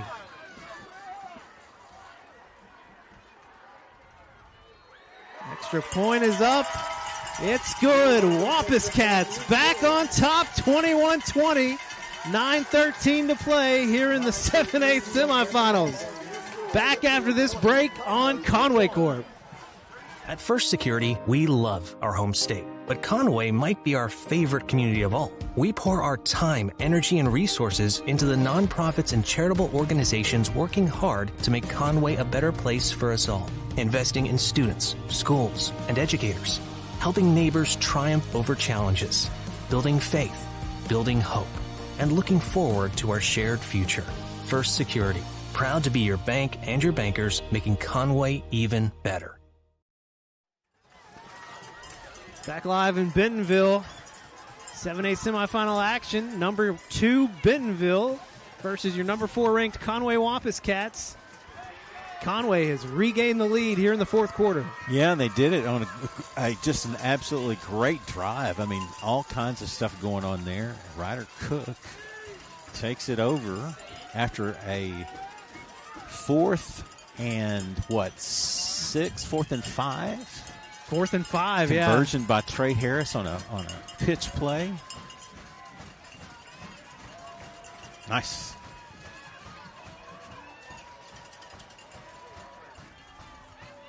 Another pooch kick taken in at the 25 by Schmitz. Stretching it out, cuts it back in the middle. Nice return from Conrad as he gets it to the 43. They have dangerous guys everywhere. I mean, they just you kick it away from Prevost and then straight into Schmidt's hands. All right, 9:06. Got a lead in the fourth quarter, Levi. Well, we've seen that one before. Yeah. Hopefully we see something different in this one. After the first play tonight, you didn't think you'd be here, though. No, not at all. Not at all. Tigers start this drive with 9:06 on the clock.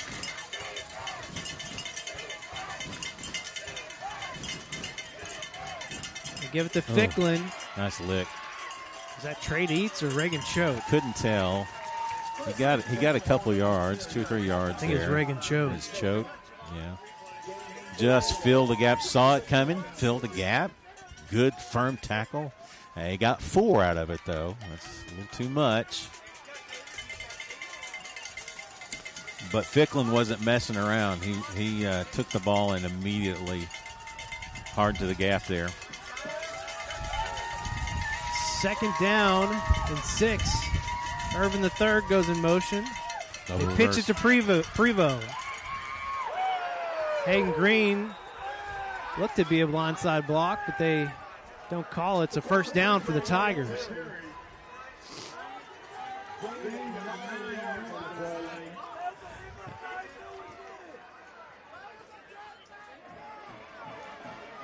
I mean, it's completely illegal, but we're not getting the call. First and 10, 8:23 to play.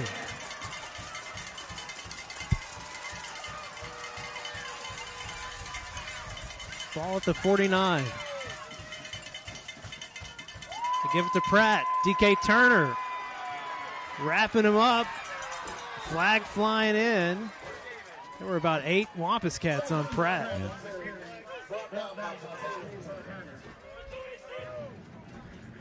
Called us for a face mask. Here come the penalties.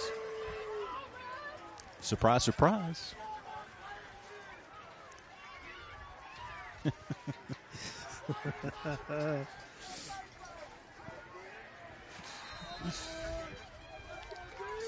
That moves the ball to the 38, first and 4. Prevost in motion. They fake it to Pratt. Sapecki steps up, looking for Prevost. Oh, my goodness. Almost had it. Oh, we flashed. I haven't seen that tonight. Logan flashed and made him throw it a little too early. But, wow. Watch this. Whoop, to the backfield quickly.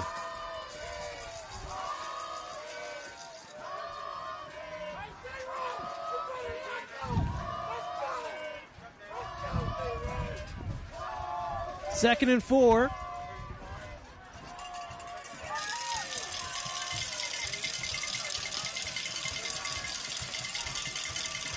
Prevost goes in motion again. They'll give it to Pratt. It's a good gain from the senior. Going to be a couple yards short. Just a yard. Just a yard, all right. Yeah. They bring in Thornton Meade again. Yeah, wholesale changes, and they got Meade in for the Wildcat.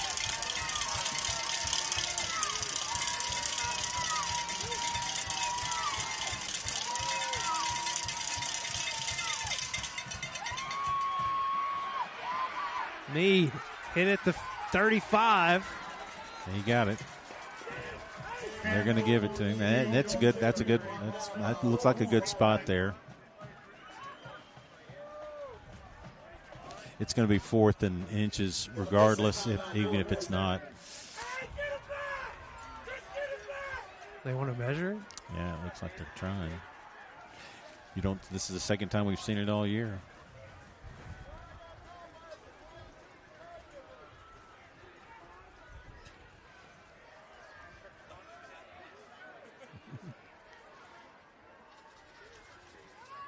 They got it. Got it. First and 10.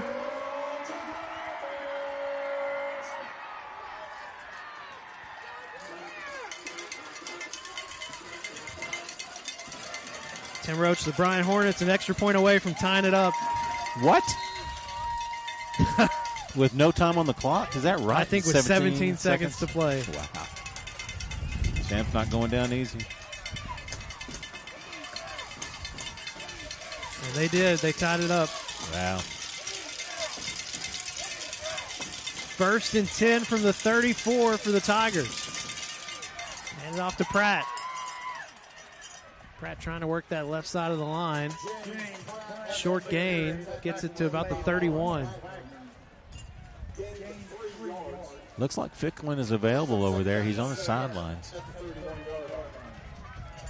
We're going to need a break here. They've got the win. They're in field goal range pretty much. And they got multiple guys that can boot it.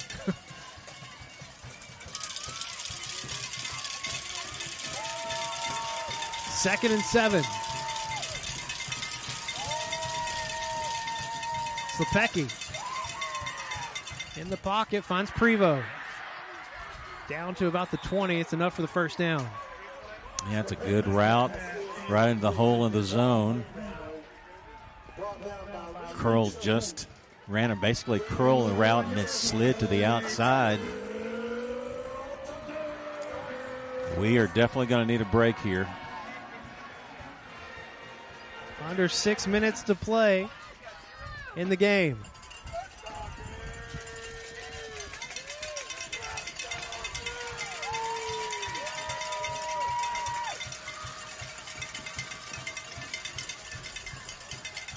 It's wide open. Going deep for Schmitz. Just a little bit too hot and too high.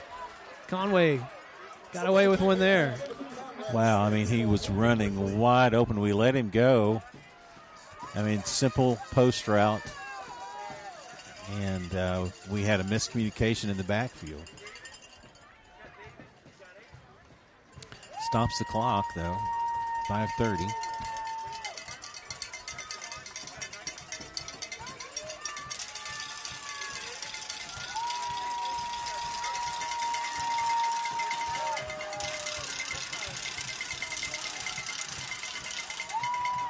Give it to Ficklin. Ficklin pushing it down inside the 15.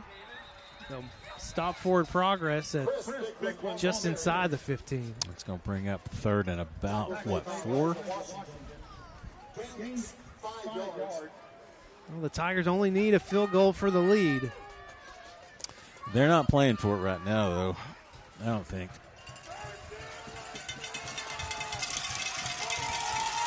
Under 5 minutes to play.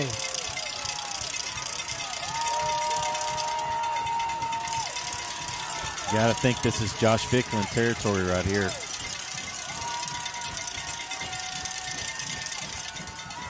They fake it to him. Slepecki trying to dump it. It's knocked down by Cam Sims. That a baby Cam. All right, 4th and 5. Decision time. 4:40 left. They're going to send a field goal unit out. It'll be a 32-yard field goal attempt. Puga's hit twice tonight.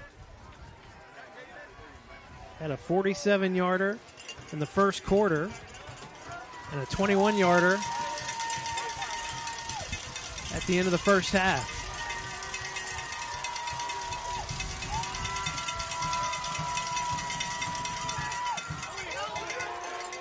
Oh, bounces off the left upright, and there's a flag. Down.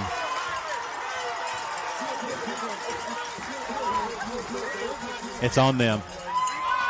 It's a legal procedure on them. The snap was a little low. It was a formation problem. Sorry, not a legal procedure. Formation problem.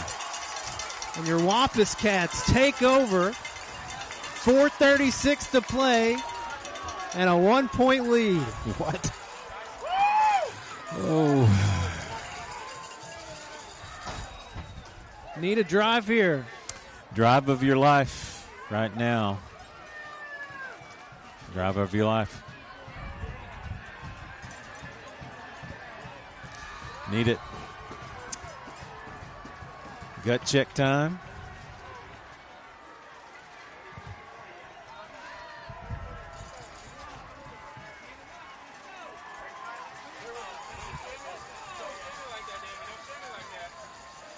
Give it to Trey on first down. Trey Harris cuts it up the middle. Gets it to about the 23. Brings up 2nd and 7.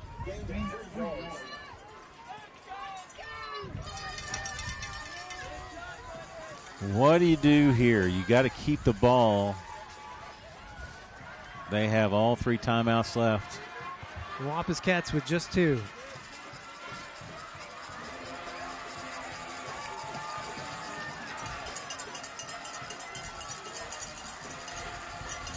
Carter Crow goes in motion. Give it to Trey. Trey trying to get to about the 25. He's a yard short. Stop him at the 24. 3rd and about 6 upcoming. There's a Bentonville Tiger down.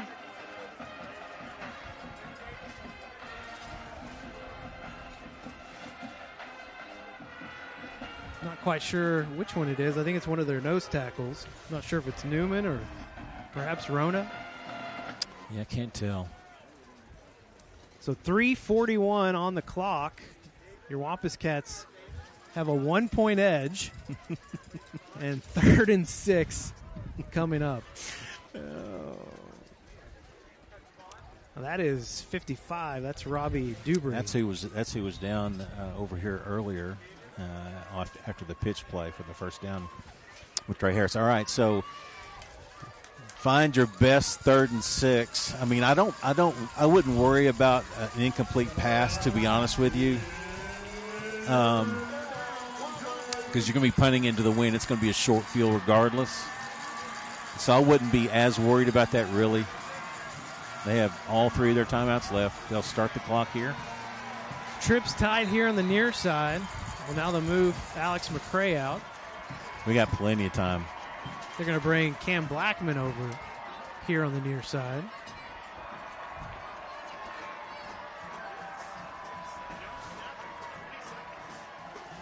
They're going to milk the clock all the way down. They can take it down to almost 3 minutes before they snap it.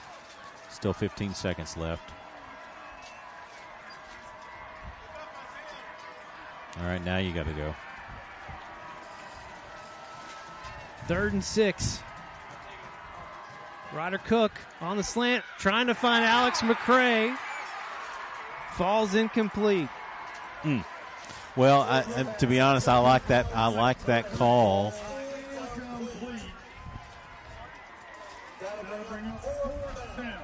One-on-one battle there. Just didn't quite connect. 3 minutes to go.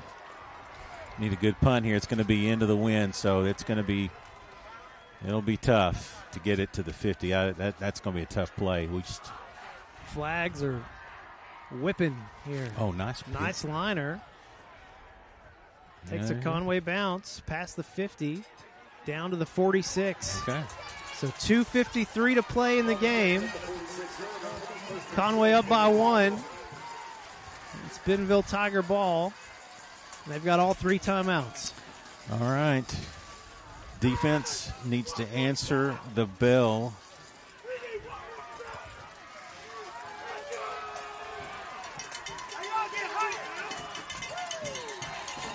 My kingdom for a turnover. Oh, no. Wampus Cats are due. They haven't had one all game.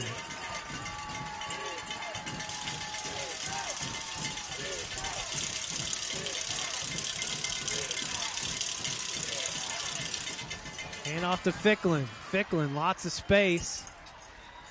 Got about 6 on first down. Yeah, they're okay with that. 2nd and 4 is a good spot to be in. You're ahead of the sticks. Pick up the pace just a bit here. They fake it to Ficklin over the middle. Nice catch. Hit immediately by Hayden Green, but he caught it for the first down. Yeah, he was right there. That's a good play. We got the first down, though. They're about 10 yards from being in field goal range now. Ball at the 39. Closing in on the 2-minute mark.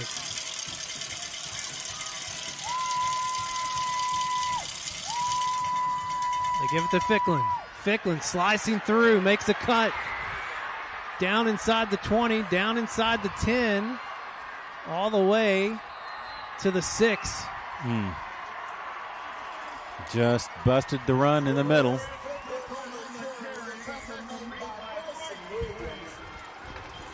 They'll start the clock as soon as the chains are there. They start. Wampus Cats with 2 timeouts left.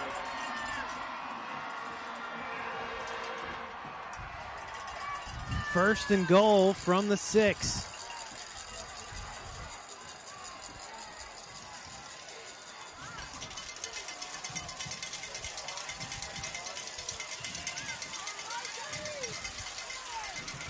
They'll not get weird here. They'll be running the ball. Ficklin right up the middle. Tackled quickly. I think he got it down to about the 4.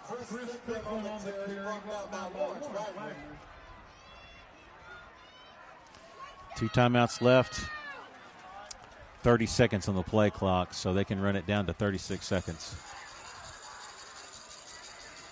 I would expect that they would run this more toward this play towards the center of the field. They're not worried about losing yards here. Got 7 in the backfield.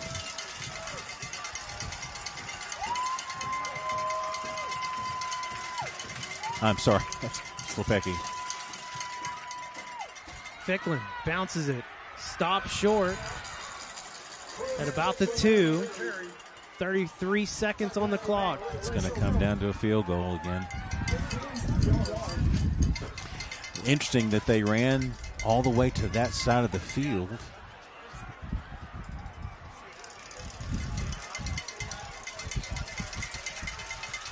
Give it to Ficklin right up the middle. Pushing in. Touchdown Bentonville with 10 seconds on the clock.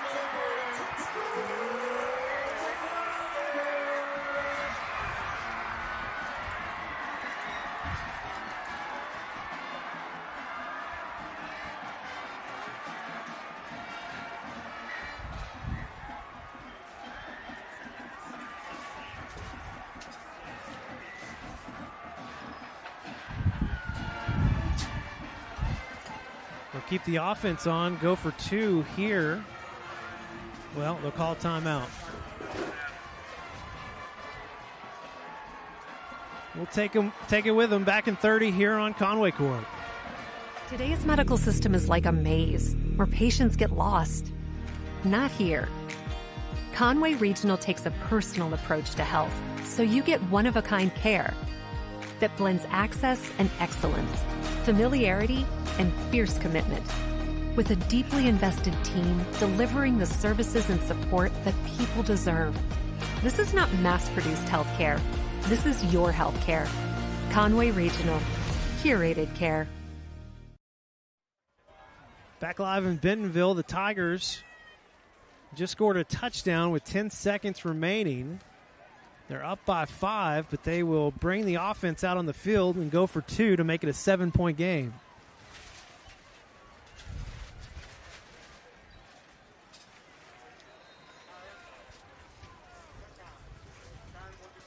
James Pratt in the backfield with Lepecki. Irvin III goes in motion. Prevost. Stop short. The 2-point conversion fails. The Wampus Cats going to have 10 seconds to try and come up with some kind of miracle. Yeah, they'll have to have a touchdown. Touchdown would win it. They will. You can imagine that they will. What they will not want to do is give Boogie a chance to do anything. So they'll squib kick it. And the question is, do we try to run a reverse lateral type play through the rest of the kickoff, or do we try to do that on one play, just kind of kneel it and try to do it on one play on the offensive side? The deck is stacked against us here.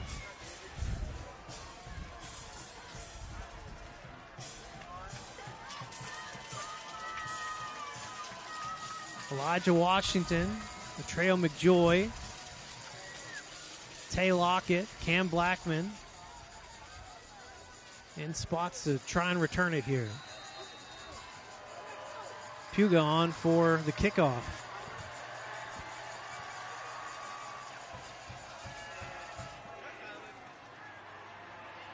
Will be returned by McJoy.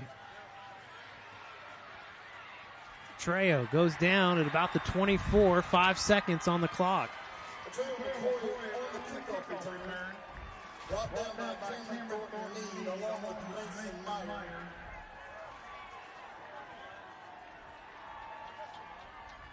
We'll probably have just one shot at it here. Yep. So this will be, you can't throw it that far. Even if you could, I don't think you would. It's going to be some level of a play where you're lateraling it, trying to work the ball down the field, just trying to keep the ball alive.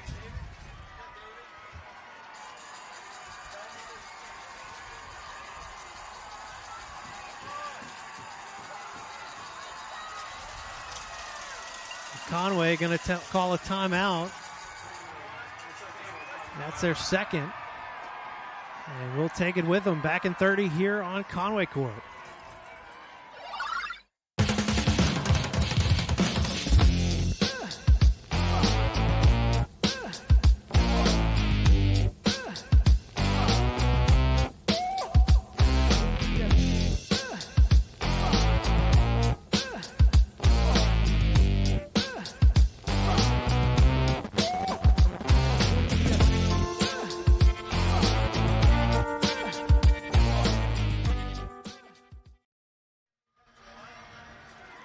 Back after the timeout, 5 seconds on the clock. Conway trailing Bentonville 26-21.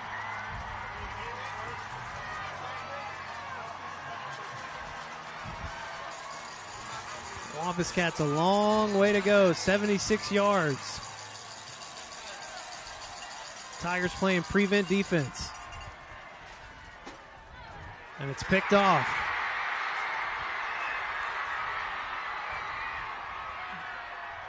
Tigers run it out of bounds as time expires. Bentonville headed back to the state championship game. Who they will be playing still undecided is Brian Rogers in overtime in Saline County. Still going over there, huh? Well, another season ending in disappointment in the semifinal game. We've been here. Done it many times. Unfortunately, just still can't get over the hump. So proud of the way these guys played, not only tonight, but the entire season. They gave it their all. They had a lot of adversity to overcome, and they continued to play and play their hearts out. And just comes up a play short again. And they'll head to the offseason remembering this one again. It's just currently it's where we are. We got to do some things that a little differently. Don't know what all it is, but we're close. Just can't get over the hump yet. We'll take a break. We come back. We'll have the final stats and our player of the game and close out the 2025 Conway Wampus Cat football season here on Conway Court. At Arvest Bank, we believe financial confidence should be within reach for everyone. Whether you're just getting started, planning for your future, or starting a new chapter, we're here to help you plan and reach your goals every step of the way. Because everyone deserves a financial partner who cares. Arvest Bank. We believe.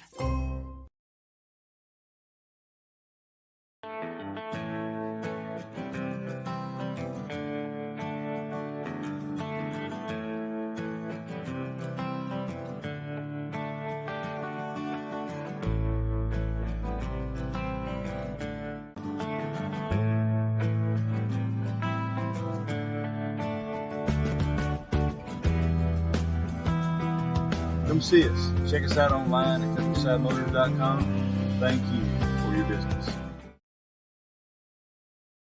The community of Conway continues to be committed to the Wampus Cats, just as Centennial is committed to our customers. Perseverance, commitment, and resilience are key ingredients for success, both on and off the field of play. Whether you are cheering on the Wampus Cats, starting a new business, or planning for the future, Centennial is here for all of life's moments. Let us be your partner. Centennial Bank, member FDIC. We don't schedule the appointments, but we connect them. We don't read the x-rays, but we stream them. We don't handle the procedures, but we power them. Here's to running the things that make business run smoothly. Conway Corp. Always on.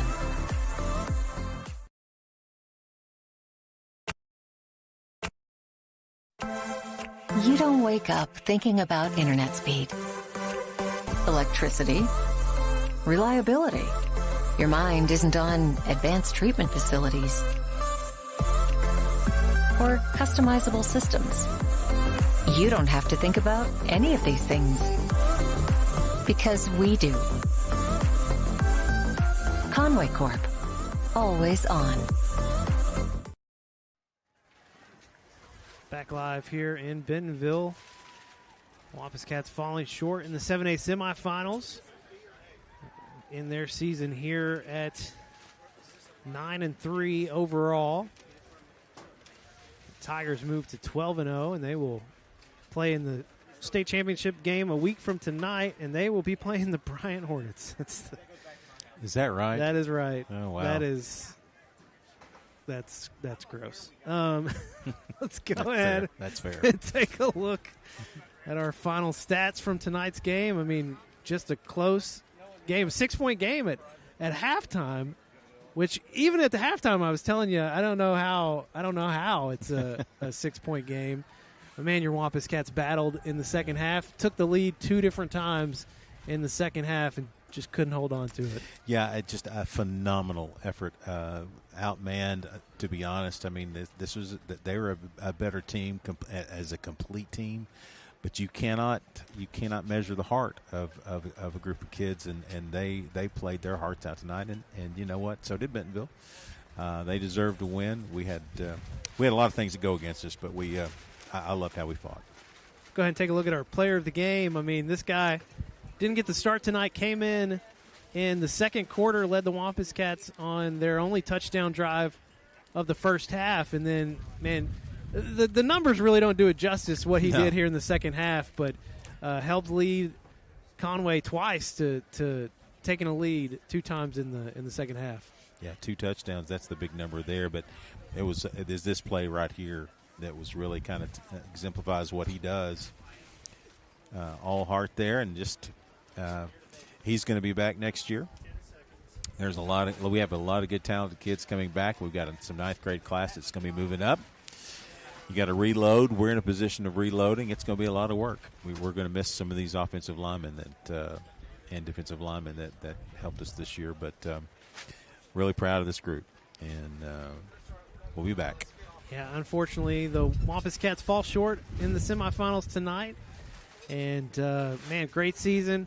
Special thanks to all the players, the families that watch all year long. Big thanks to the coaching staff. Always great to work with. They've been extra great this year, getting us the information we need. We sure appreciate it. That's going to do it for our coverage of Wampus Cat football this season, the 25th season of Wampus Cat football on Conway Corp. Next time we're on the air, we'll have Lady Cat and Wampus Cat basketball. That'll be coming up in January. Tough end of the season, but, man, we're happy to be able to bring all of the moments to you this year on Conway Corp, our 25th season of Conway football on Conway Corp. Go Cats.